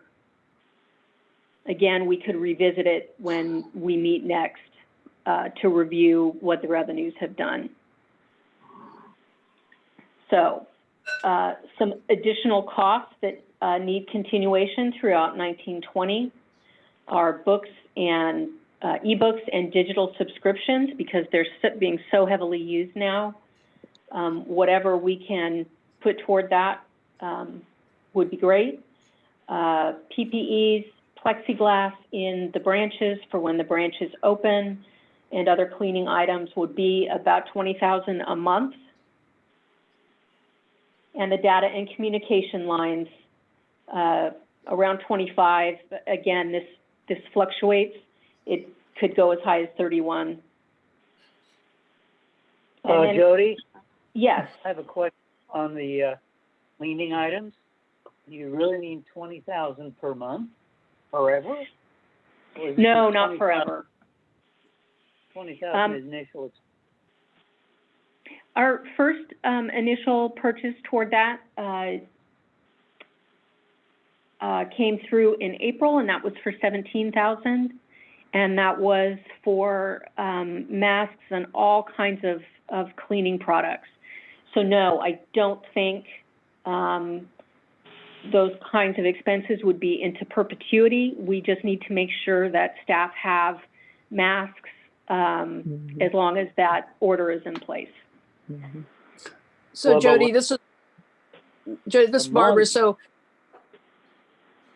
that's 20,000 additional that we haven't ever spent before. The second line, data and communication line's 25,000 a month. Is that an additional 25,000 or is that? No, that's the Okay. same as was mentioned on the previous page. So of I those just wanted to chunks, make sure to, yeah, I just wanted to So make sure to draw out. Go ahead. Okay. Well, it's just a little confusing because for one thing, there's nothing in the ebooks. There's no number in there. The second line, the PPE and plexiglass, that's a new expense. And the other one is an ongoing but not different expense. So it's, anyway, Yeah, what, I didn't have a number to put in with ebooks and digital subscriptions. Once we get a better idea of, essentially what we have, I would like to put as much as possible toward that. So I have a question about that when you have a moment. Okay, go ahead, Karen. So regarding that, on page 51, we noticed that the collections are left blank. There is, on page 49, there is a $47,000 balance for collections. Is that proposed to be swept into a general pool, or? I would really like that's what materials means. Yes, you're correct. It's collections, and I would really like to let them spend that. Yeah, okay, so that's good. But so I'm clarifying that empty line on page 51 is in addition to that, or? Yes, it would be in addition to that. Okay. And my last question, I'm sorry, have you had a forecast of how much additional the collections department would like to spend for 1920? That's my last question. I'm sorry, what was that question? The question was, has the collections department forecast what it might need in additional expenditures in 1920 for ebooks and digital subscriptions? I believe I can get that fairly quickly. Okay, thanks. They're working on it.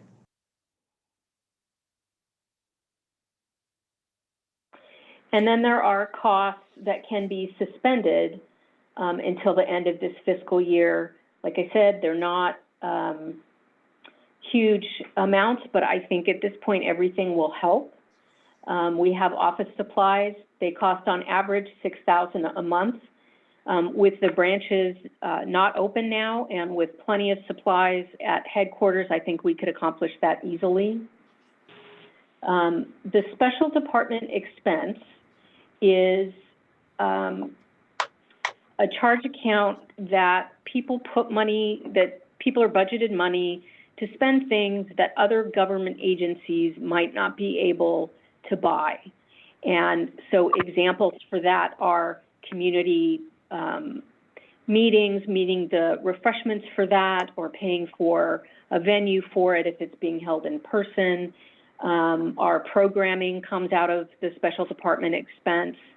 Some of our binding supplies come out of special department expense, meetings with the director, things like that, that we can probably safely guess won't be needed much for the next 2 months. So I think that's a savings we could realize. The private car expense, I want to be very clear about what this is, because I think people make the assumption that it's for Ann. It is not. It is the mileage that we pay our branch workers when they have to travel from one branch to another in the course of their workday. Facilities also gets mileage, but with driving the library's vehicles, that should not come into play. So that is the amount that we could save from mileage. Jody, this is Tom Hauser. A thought just came into my mind of that maybe the commission should look to reducing expenditures that the commissioners incur. We don't have very much, but maybe we should put a little line in there somehow and come up with 10,000 or something like that that we can give up too. All right, thank you. I'm going to guess, like you said, it's not a lot. Not a lot. So Would be hard pressed to find $10,000. This is Barbara. Can I ask you a quick one about janitorial?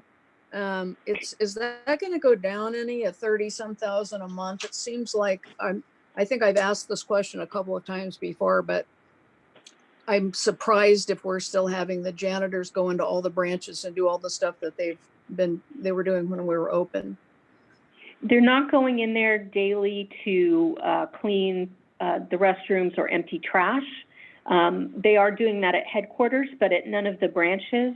What they are doing instead, however, is going in and preparing for the branches openings by shampooing the carpets while no one is there. They're doing some deep clean on some of the furniture that the branches have, and just disinfecting as many surfaces as they can so that when we're ready to have staff come to work, the workplace is ready for staff. I don't think it will be as much. So you don't think it's going to go down? And then I think it will. I think it will a bit. Okay. On top of it, then we will need to do this expensive deep cleaning, right? That we did on headquarters. That is what the disinfecting is doing. So we shouldn't have an additional deep cleaning expense like we saw with headquarters. Is that correct? No, it's being done now, so we will see some expense from that. All right.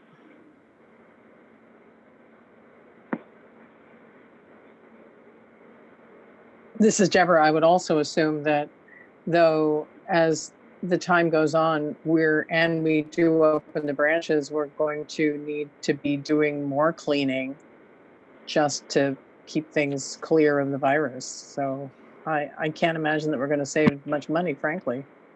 No, I was just trying to get at the routine, janitors going in every night when they don't need to. So I got right. Gotcha. But yeah. No, going forward, it'll be undoubtedly more. Thanks. Yeah.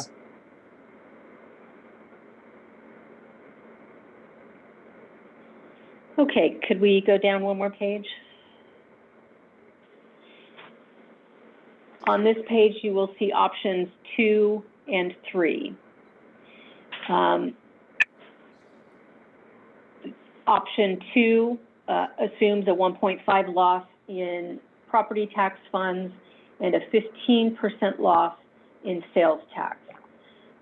These, the cuts that would need to be made here would be at least $4.4 million. At that point, what would need to happen is to have money from services and supplies go away. Not all of it, we would not, decimate it, but there wouldn't be a lot extra for programs and other things. I mean, we're examining now how we can be providing programming in a different way. I'm assuming that we'll still have a cost to it, although maybe not as much as having a performer in one of the branches. That gets us down to 14%, which is not this full assumption. It would mean that we would need to take more money out in services and supplies. Option 3 assumes a 5% loss in property tax and a 30% loss in sales tax. I could get it down to 25 without affecting salaries and benefits. I think if we got down to this, we'd have to start getting really, really creative with our services and supplies to see how far they could stretch. Clarification, Jody. So option number 3 with the 25% cut that you just were talking about, you don't see any reduction in staff at that using option 3, which is. I think with option 3, there would need to be a reduction. Okay, I thought you said I could get it down to 25%. What did you mean by that statement? By taking it out of both salaries and benefits and services and supplies. More would need to come out of services and supplies, and you can see we're left with $6 million when this year the budgeted amount was much higher for services and supplies.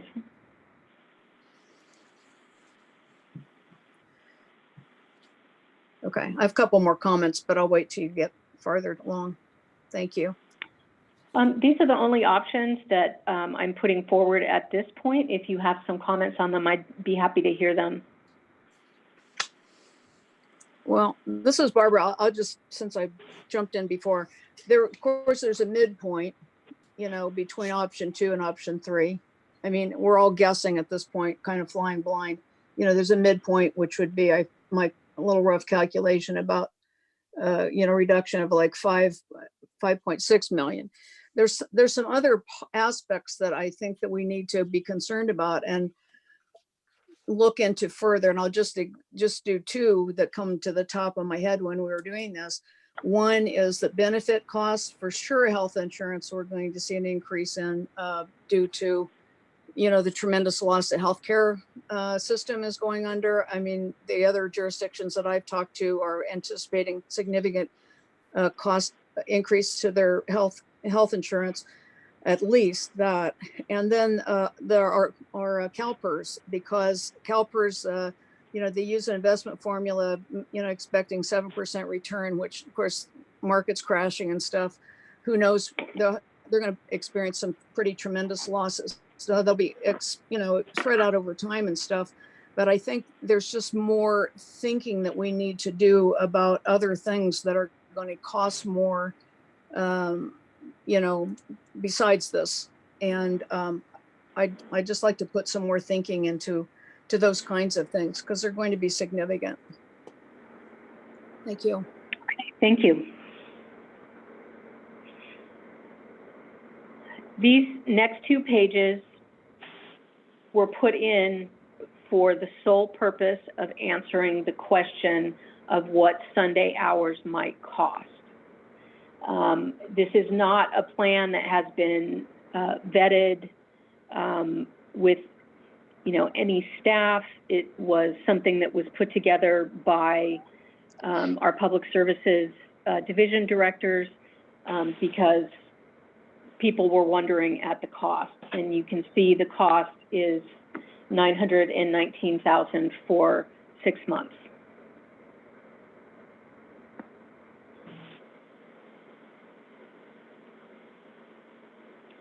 So the next page is the same, although on the previous page, that would not be the only cost.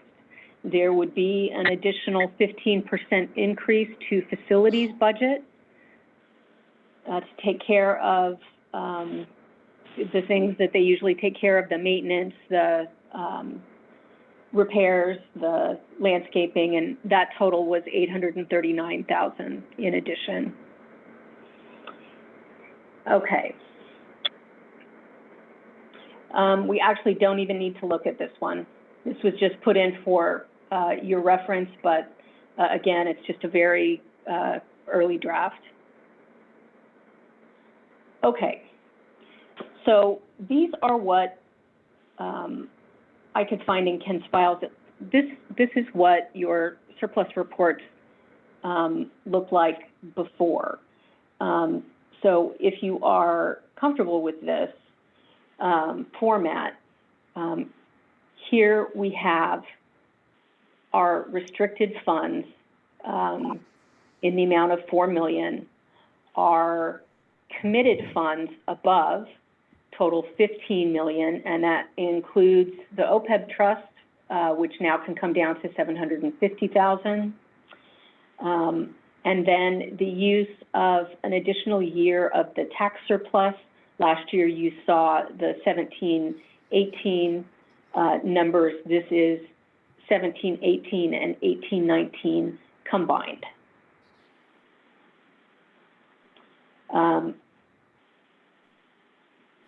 And we do have some monies in here that are committed to capital improvements that did come from property tax. It's not a big amount. So you will see that the money in the stabilization fund comprises 14.5 of what our annual budget should be at 4.8 million. And then down further on the page, you can see the unassigned amount, which is 3.932 at 12%. So we do have over what the fund balance policy says. Is it the fund balance policy that's next? No, okay. The fund balance policy is also in this packet, and it talks about what the stabilization fund and the unassigned can be spent on. The reason I would not like to use any of that for salaries and benefits is because there's a restriction that says you can't do it just because of an economic downturn, which this certainly is. And if we did use that money for payroll, it would need to start being replenished in the next fiscal year. Right. And I'm just not sure enough of that outlook. Did someone have something? I do, but you can go ahead and finish. Okay, so the next page, please. All right, now here are all your fund balances. In property tax, we see 9.2 million. There's assigned property tax in the amount of 3.6. Restricted funds refer to our petty cash account, that's 1,200. Sales tax, we have 10 million. In our gifts and donations fund, we have 996,000. In our bequests fund, we have 2.3 million. Our wine library has 16. And then our books and materials is a little over. For a total fund balance department-wide of 26 million. Jody, this is Tom Hauser. Aren't several of those funds restricted, like the gifts or bequests? that they were given for special purpose and we can't use them for something else? That is correct. Yeah. So which ones aren't restricted? The sales tax and the property tax.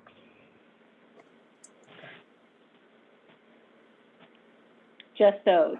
The assigned is already committed in other areas, and the restricted is just that. So pretty close to 20 million. Yeah. So Jody, could we go back to the stabilization fund on page 55? Go back a page. Sure.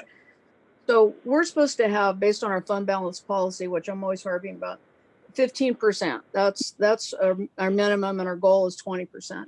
And if I look at the top 3 lines down, stabilization fund, it says percent of operating. That's percent of operating is 13.5. So that doesn't meet our policy.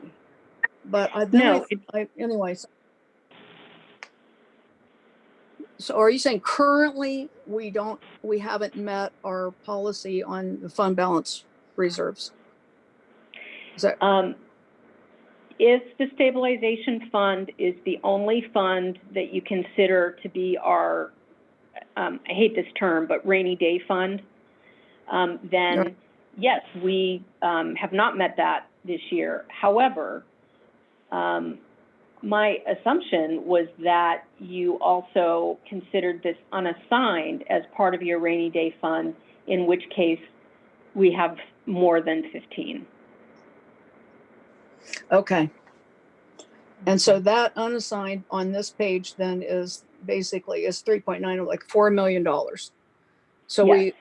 but we really need to make that stabilization fund meet the goal. And I don't know how you. Okay. Outside of the. Okay. Yes, stuff can definitely be moved. So you want that to meet the 15% outside on its own of the unassigned. Well, to me, I mean, that's what our policy is. So, it should match our policy. It's not my personal opinion, but it's supposed to be a minimum of 15% with a goal of 20%. Ooh, I like that 20% goal. Okay. Right there.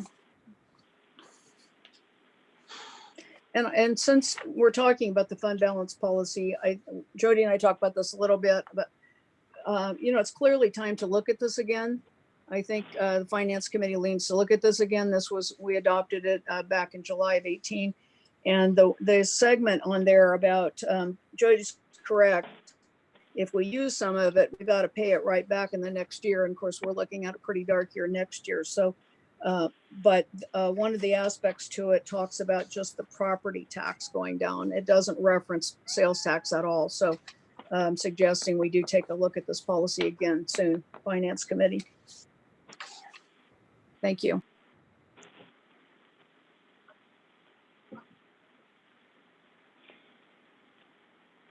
Are there any other questions?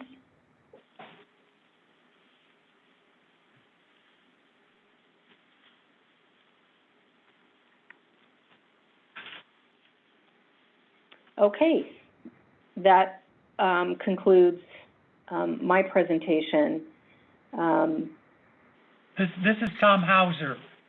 Hi, What Tom. I want to know is what we're doing going forward.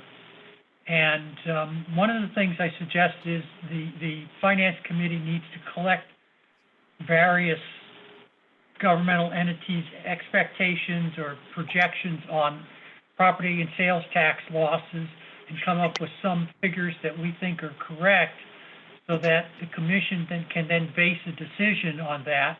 And then we need to have adjustments to the budget for the current budget we're in, which is 1920, and then projections for the 2021 as an interim basis, and see what's happening in September. So we need to have some movement about what we're doing the next 2 months, and we need to have some suggestions and movement about what we're going to do starting the 1st of July for a few months at least.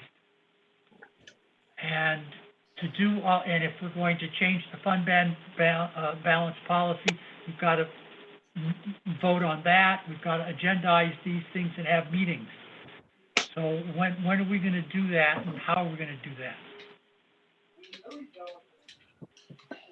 Okay. This is Go Barbara ahead. again. If I could just say that with all due respect, we did do a lot of what you're suggesting, Tom, about gathering information from other jurisdictions. And part of that is built into her presentation, earlier on. We did get that. And again, the thing to remember is that different jurisdictions have different percentages of how dependent they are in sales tax. It doesn't really matter what the county's expectations are because they don't count that much on sales tax. It's a very small part of their budget. So, we did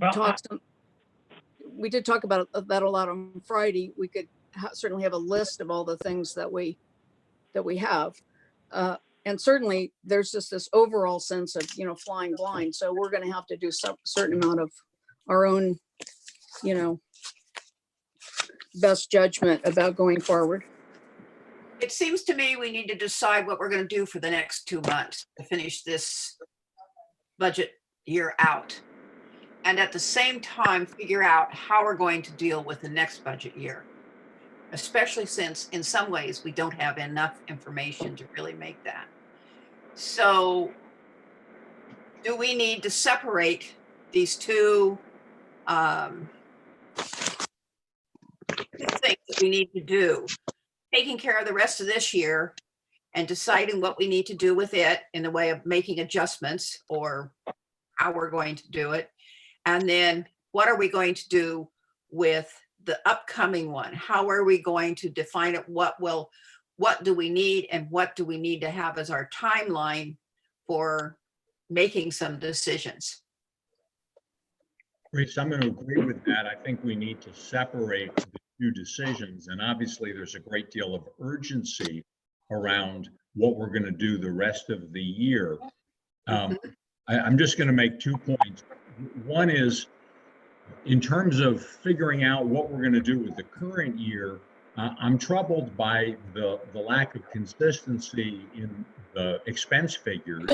And without, I realize that from a revenue perspective, we're going to be having to make some educated guesses, but without feeling like we have a very firm grasp on what has actually been spent so far, it's very difficult to make adjustments for the last 2 months. So my first request would be that we try to nail that down as quickly as possible. With regard to the year ahead, I saw 2 different approaches. Forgetting about the projection of revenue, I saw 2 different approaches that the staff had taken. One was sort of the flat across the board cuts, and the other was the more holistic look at the entity as a whole. I'm just going to say that, while I understand the simplicity and appeal of the across the board cuts, I'm troubled by that. And what I don't see in either case is a clear statement of what is the underlying priority or strategy that's being used in terms of trying to adjust to this post-corona world that we anticipate. I'm not saying that I would necessarily need to agree with it, but I'd like to hear it. Is it that, gee, the library is going to really double down on digital resources? Or is it that we need to make significant changes in programming that will allow us to distribute printed materials in a different way? I don't know, but or is it that we've got to look to reestablish our place in the community with an eye toward renewal of the Measure Y funds?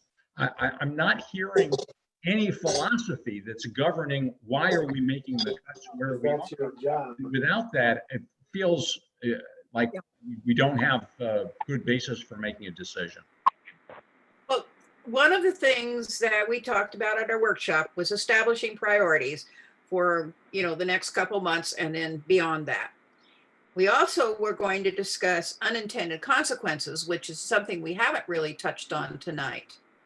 So we need to think about priorities and the unintended consequences.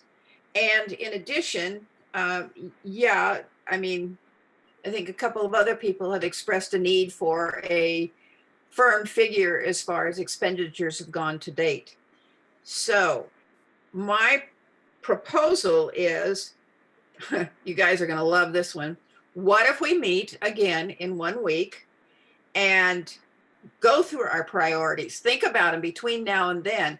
What do you want to see happen in the next 2 months? What do you want to see happen in the next year? And I realize it will be very difficult to do that. And then at the same time, look at the unintended consequences of what we do with some of our ideas so that we know what we might be getting into, or at least get a feeling for it. And in the meantime, Joey could hammer down and get a consistent expenditures thing. Now, what do you think of that possible way of dealing with it? I like it a lot. Okay, so somebody likes it a lot. I think it possibly was David, and I see Paul with his hand up. Oh, Paul. Yeah. David, do you want to go first or what? Yes, I think. Okay, well, I'll go. So, okay, David, well, go ahead. He's having some trouble. I have a couple questions. One being, I think we do have to look at the couple months we have left and decide on how we're going to spend it. That's really important. And as far as next year's budget goes, it seemed to me in years past that we had a due date where we had to have this done in order for. June 30th. I thought it was before that, though. I mean, that's but that's the dead end latest right, date. Right. But we always had to have it. We got requests before to get it done. Yeah. By this meeting, so they could get so the powers that be could get some of their stuff in line. Yeah, I know. Rolling the payroll and everything else. Yeah, I mean, if we finalize the budget June 30th, that doesn't give anybody any time to do anything. Well, that's why I said the meeting next week, you know. Right. So that's my question, is that, are we looking to, as a commission, commit to a budget for next year and also the next 2 months to figure out what we can do for the next 2 Yeah, well, months? I think first of all, we need to deal with the next 2 months. That's the most imperative, you know, thing. Right, but it seems like we got to do both of them at the same time. And at the same time, at least begin laying out and begin giving Jody some direction as to what we want, is to an actual budget that we're going to look at and say, yes, this is what we want. Well, I think we need to have some dates here. So I guess I would throw out, I mean, this is even kind of late, but to have next year's budget decided on by June 1st. Okay, yeah, that's fine with me. Yeah, I mean, we don't have much time as it is. Yeah, and I know that June 30th is just the absolute furthest out that we really can go. Well, I understand. So, I know we don't have any time to do anything. We tell them June 30th, so we can give them a little more lead time. And then I guess the same for what we're doing for these next 2 months. I don't know. I mean, it's so hard to tell here what's going on, and we don't know what the revenues are for the rest of the year. No, but we have a. Yeah. So, David. Anyway, that's just my 2 cents. I think we have to have a due date for next year's budget by June 1st, and whatever it takes, how many meetings or whatever. And whatever, I think we need to give direction to the staff to have a little more concrete ideas on the budget so we can okay it for next year. If I could just continue from where I was going, I'm not prepared to make any decisions tonight at all. I think it's a good idea to have a special commission meeting probably a week from tonight to finalize and adopt the budget for the remaining 2 months. If we can make some progress on 2021, that's great. Otherwise, we'll look toward June 1st. Okay. Yeah, this is Anybody Stephen. else have any comments? Yeah, I do like the idea of meeting again next week. In addition, between now and then, I do really want something in writing about whether we're currently current on our OPEB obligations or we're not. I need to see something in writing about whether we're current as of January. We made this past January's payment or we did not. Okay. This is Karen. Karen? Actually, I just saw Ann speak up, and I was going to say, for one thing, I would like to hear from the director. And for another thing, I agree with what Stephen said about the OPEB payment. That's got me concerned. And third, I want us to see expenditures mapped out, with forecasts, because there's a comment in Randall's report that we're at 82%, and I don't even know what that means. Were we supposed to be at 82%? Was it supposed to be 62%? What was our target now? Have we exceeded it, gone under it, whatever? Okay. This is Deborah. I also think that we need to hear from Ann. Yeah, okay. I just was gonna get the commissioners out of the way. Okay, Ann, go ahead. Thank you. You've all got very good suggestions and requests for us, and we'll get right on that. I would like to point out that the June 30 deadline was a county requirement when we were a county library, because we were part of the county, we were a department within the county. So that's not strictly a requirement unless you want it to be. Well, we have a little bit of leeway with that. I think it is, it's a good thing for us to move as quickly as we can on this, but recognizing that the situation is very fluid and it's changing almost as we speak.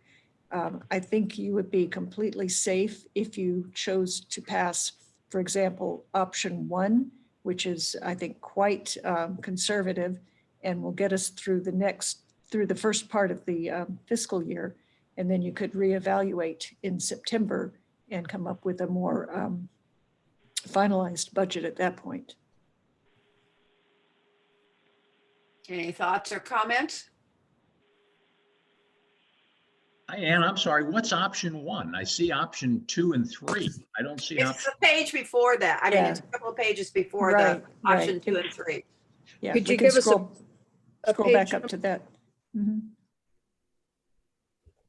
It's page 50.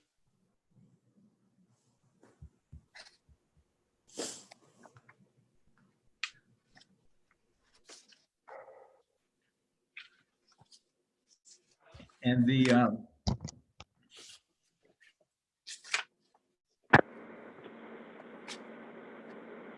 this is the budget based on an assumption of a 1.5% loss of property tax revenue and a 15% loss of sales tax revenue. Am I reading that right? Page 50. Yes, that's correct. Yes, it incorporates those cuts as well as additional cuts to get it closer to our actuals. Well, it looks like option 2 has the same assumptions. No, I'm on page 50. Right, but you'll see on,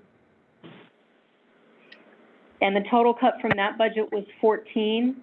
If option 1 is a budget cut of 9%. So it's the way it's being cut out that's the difference. Yes. Is that right? Okay.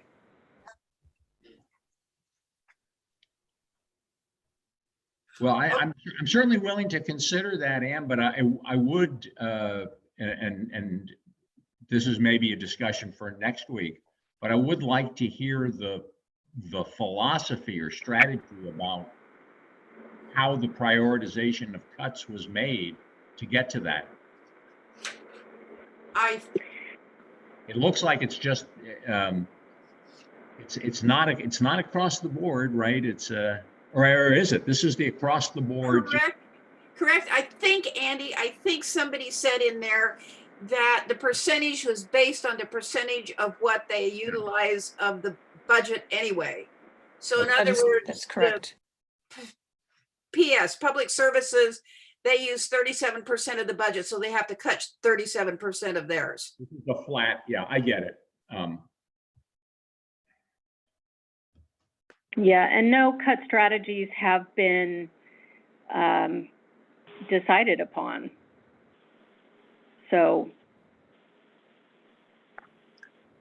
Yeah, I agree with Andy in the fact that if I had some philosophy behind option one, then maybe it'd be more palatable. Otherwise, I don't feel good with doing a cut just equally based upon the proportion of the budget each department used. I don't feel comfortable with that. And this is Paul. I want to make sure that it seems like option one, the totals I want to make sure the salary and benefits are saved as much as we can. And it seems like an option one that is the best scenario. Is that correct? Am I reading it right? Again, this is for 2021. correct. We're not talking Yes. about short term. Okay. Right.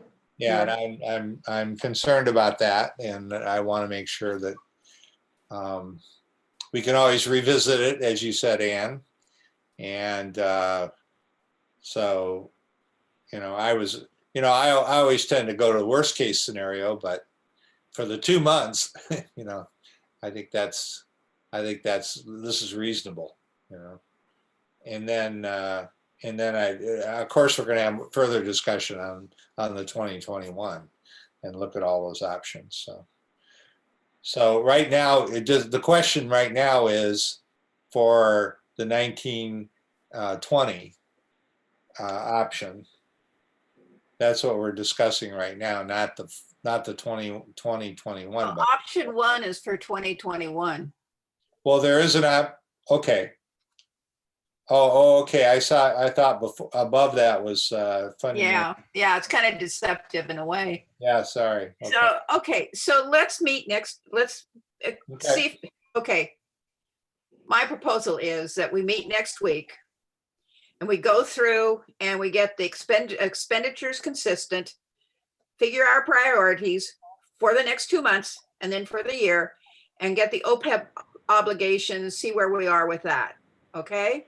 Okay. And then we'll decide for sure what we're going to do for the next 2 months. Yeah. And then we can start on the following year. And if we have to meet again a week later to work on the 2021 budget, and we'll do that. I mean, this is one of those crunch times that we're going to have to deal with and put a little extra effort into. Paul?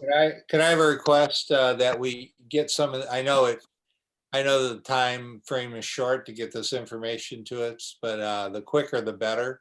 So we have some time to digest it. I mean, I'm like very slow reading spreadsheets. I'm glad we have commissioners that spreadsheets are second nature. It's like music to them, obviously, Andy. I'm pointing to you, Andy. So I'm glad we have that. For me, I'm a little slower. So if I can get the information earlier, thank you.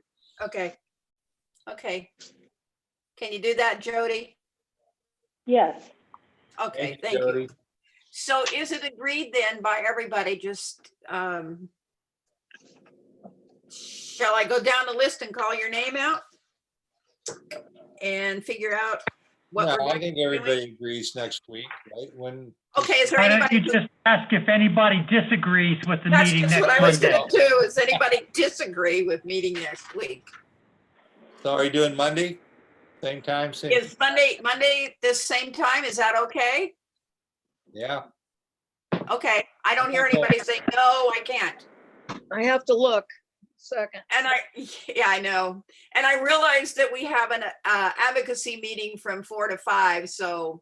That's good. I'm glad you remembered that. Dinner. At least we're at home and we can eat between. I know, I don't have to drive, at the end of this meeting, I don't have to drive back from Roanoke Park. It's great. Yeah, really. It saves me 45 minutes. Yeah. So Okay, Reese, I Reese, let believe me there's just- an advocacy meeting at 5 as well. is there? Yes. 5:30, sorry. So how Oh. about Tuesday? The advocacy is set up from 4 to 5:30 next Monday. Oh, 4 to 5:30. It Okay. can't be, Yeah. no, that's advocacy. Sorry, there's a fundraising. Sorry, fundraising is at 5:30. Oh, okay.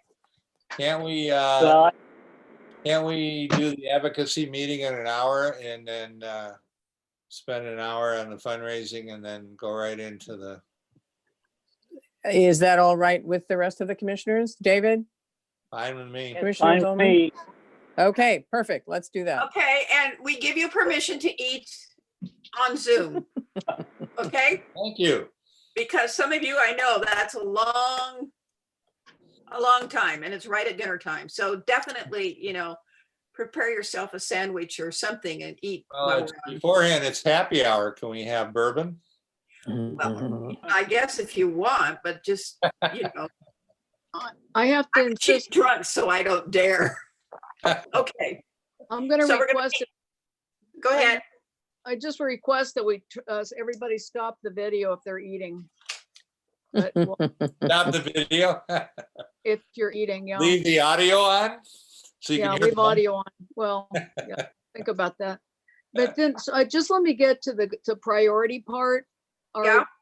So we're not going to have this meeting and talk about priorities at the meeting, are we? I'm confused about how our input is going to fold into this meeting we're having next week. Well, first, we're going to talk about, basically what our priorities are for the next 2 months, what's important and what isn't important, and what do we need to do to get through the next 2 months.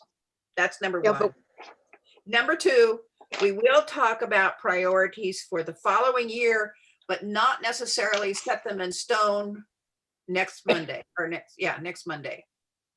We will talk about them, get the conversation going, because we will have to have probably another meeting or two so that we can make our decision on June 1st or the commission meeting on June, whatever day that falls out. Does that sound reasonable? Well, Sounds aren't good. we going to act on this, on the short term, the budget adjustment for this year? Aren't we Short, going to act on it in a week? yes, If we if will. we are, then we can't be talking about our priorities at the same time because we're going to act on it. Well, no, we're gonna act on the 2-month budget. Okay? And our Without priority, is it important to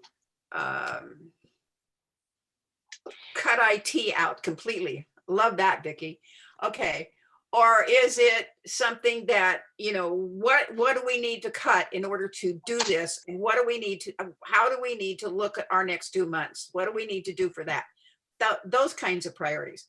Okay, for the long-term priorities, well, next year's priorities, we can begin the conversation on that so we can get the thinking rolling. And then at the following meeting, which is going to happen, I hate to say it, we will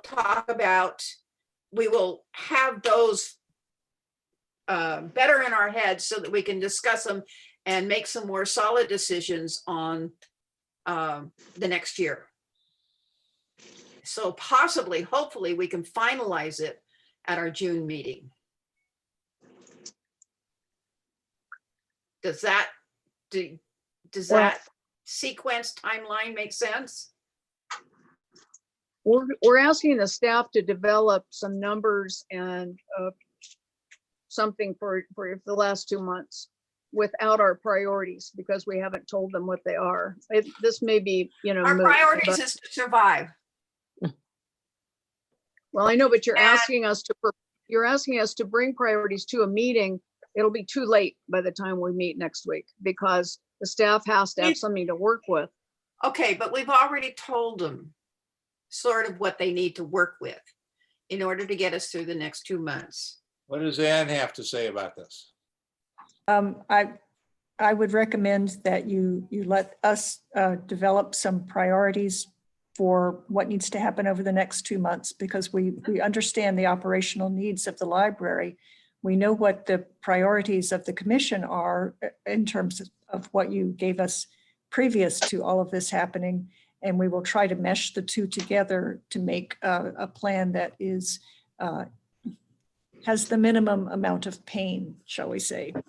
Brilliant. We can And certainly Ann? provide Good that to for me. you. Well said. Yep. And Well Ann, said. also, you said on Friday that you have surveyed the staff and got some suggestions from the staff. So you're in a better position than we are to say what the priorities are, other than our general strategic plan, of course. Yeah. And so I would appreciate you and the staff doing those scenarios for us. And then we can look at, we'll have them before the meeting. And if Barbara has some 2 cents to throw in about priorities, or anybody else, then we'll have them far enough ahead to do that. So I'll be happy to do that. Way to go at this point. Great. I think Ann's point is the best one. I was just trying to point out it wouldn't work for us to talk about our priorities at the meeting where we're making a decision. So I think Ann is exactly right on the money. So we'll be making a different decision rather than talking about our priorities at the meeting next week. Thank you. This is Tom Hauser. I have one procedural point. I want to make sure that the agenda for this next Monday meeting includes some kind of motion to amend the 2019-20 budget. Okay. Doesn't have to be specific, but it has to say that's what we're discussing and we're gonna vote on. Great Yes. point. Mhm. Yeah. Otherwise, we can't vote. Yeah. We'll have that on there. Thank you. You're welcome. Anything else?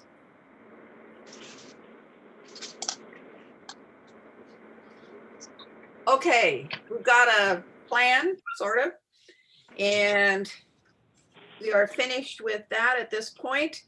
So we'll move on to commissioner reports. 2 things from the chair. Number 1, I took the Zoom from Rano, and it was very informative. I learned a lot. So you might all consider calling him and making an appointment to take it. Secondly, we need to start thinking about officers for the next year.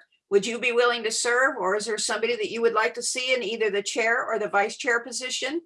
I'll put out a call next week. We'll talk about it a little bit. We'll put out a call next week, and I will ask anybody who's interested to submit a written piece saying, what would you do? What would you like? How would you take care of the position? What would, all that kind of stuff. So those are my 2 things about being chair. And then we will look at those in July. If you want to say a few words, you'll have the opportunity then, and then we will vote. And then the month of July, Deborah and I will work with the new chair and vice chair in transitioning them into the positions. Okay? So, David Cahill. My report is back. Okay. Andy Elkine. My report's in the packet. Okay. Deborah Doyle. My report's in the packet. However, this week is National Library Legislative Week, and so I would encourage all the commissioners to reach out to their representatives, Representative Thompson or Huffman, whichever is yours, Senators Feinstein and Harris.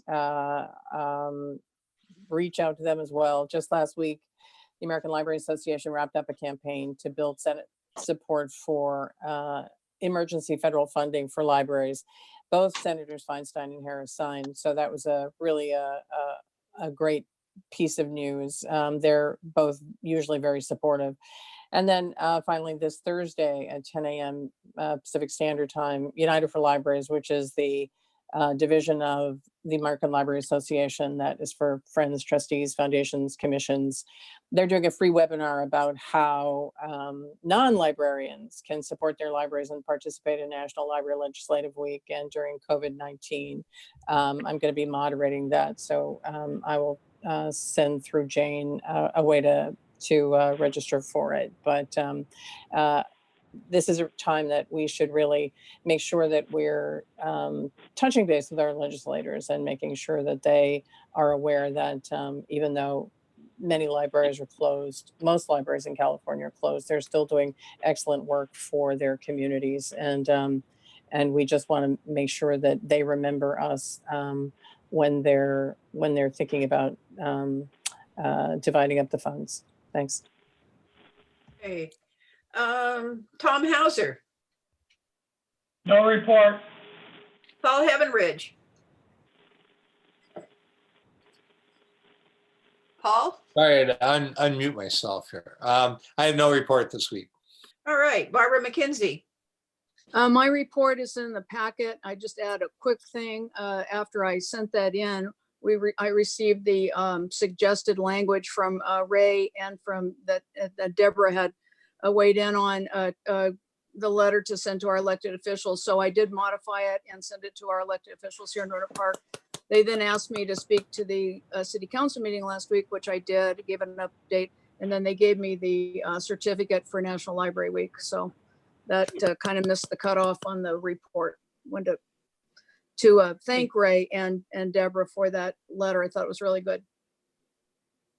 All righty, Randall Neff. Randall? Okay, don't hear him. Karen Schneider.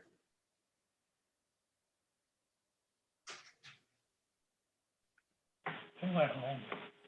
Okay. Sorry, no report. All righty, Stephen Zolman. No report. Okay, and mine. In there. Yeah, it's in there.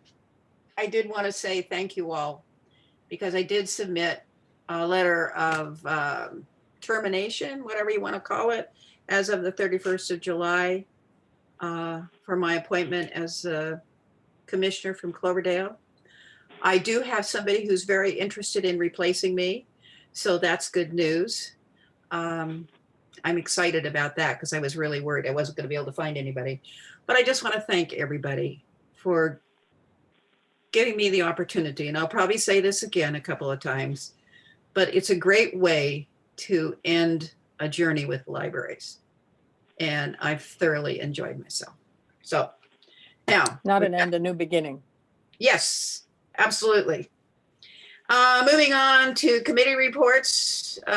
We did the director's evaluation. And as we said, we are going to review this month and do the goals and probably alter them quite drastically. And we will get those to you so you know what they are. Okay, Finance Committee, a report? It's in the packet. I have nothing to add. All righty. Advocacy Committee? It's in the packet. All right, Bylaws Committee? It's in the packet. Okay, and I think all the other committees are inactive at this moment in time. So we'll move on to the consent calendar. There's only the minutes on the consent calendar, so do I have? Oh I God, move adoption of the consent calendar. I second it. Paul. Okay, so Barbara McKenzie moved and who seconded? Oh, We all did. That's the commission I'm said. moving as fast as I can. Okay, so the consent calendar has been accepted. Oh, I have to take a vote. Oh God, I have to do a roll call vote. Excuse me. David Cahill, Yes. Deborah Doyle, Yes. Andy Elkine, Yes. Barbara McKenzie, Yes. Karen Schneider. Okay, it sounded like a yes. She's muted. Muted.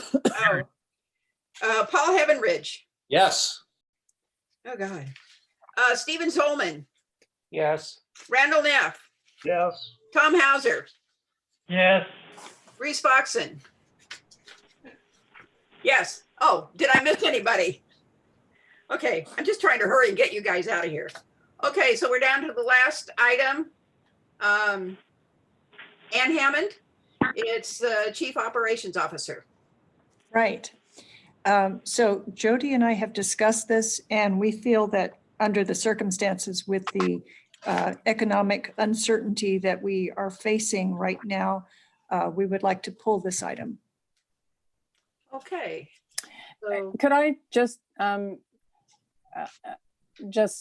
sneak in and just make sure that everyone knows that that it was the recommendation of Ann's evaluation committee that she consider hiring a deputy or a COO. And we were talking about this before the crisis hit. So we wanted to, we acknowledge that Ann is doing a good job but we think that she probably needs some help somewhere along the line. And that's why the COO position is on the agenda at all. So. And I just want to step in and say the need is still there, and the need was identified back in 2017, so before, long before Ann. So it's just that she graciously has said not now for all the reasons you can imagine. all right. Well put. Thank you, Karen. Thank you, Karen. Yes. Okay, so that's that. There are no action items, no discussion. We've already been doing that. Agenda items for future commission meetings. We are going to have a meeting next Monday. I've got the items written down on one of the papers here in front of me, which I have put out of order. Okay, any other agenda items for the regular meeting in June? Or shall we hold it and you guys send it to me if you want to, or send it to Jane? Yeah. Does that sound good? Yeah. Hello, Reese. Yes. It's Vicky. I kind of blew it with the power going out on my computer. Does anybody care about the movie for Roseland? Or shall we? No. Next time. How about saving it till next month? Next time. I'm so sorry. Nope, Don't that worry. happens. That's the wonders of, the new age. Okay. So Vicky's going to present next time. We'll have a thing for her. All right. So next regular meeting is Monday, June 1st. And our next meeting will be next week, which will be May 11th, I believe, 6 p.m. And we will see you then. And thank you guys for hanging in and making it to the end. Happy birthday. Happy birthday, Reese. Thank you. Thank you. Bye. Bye. Bye-bye. Bye.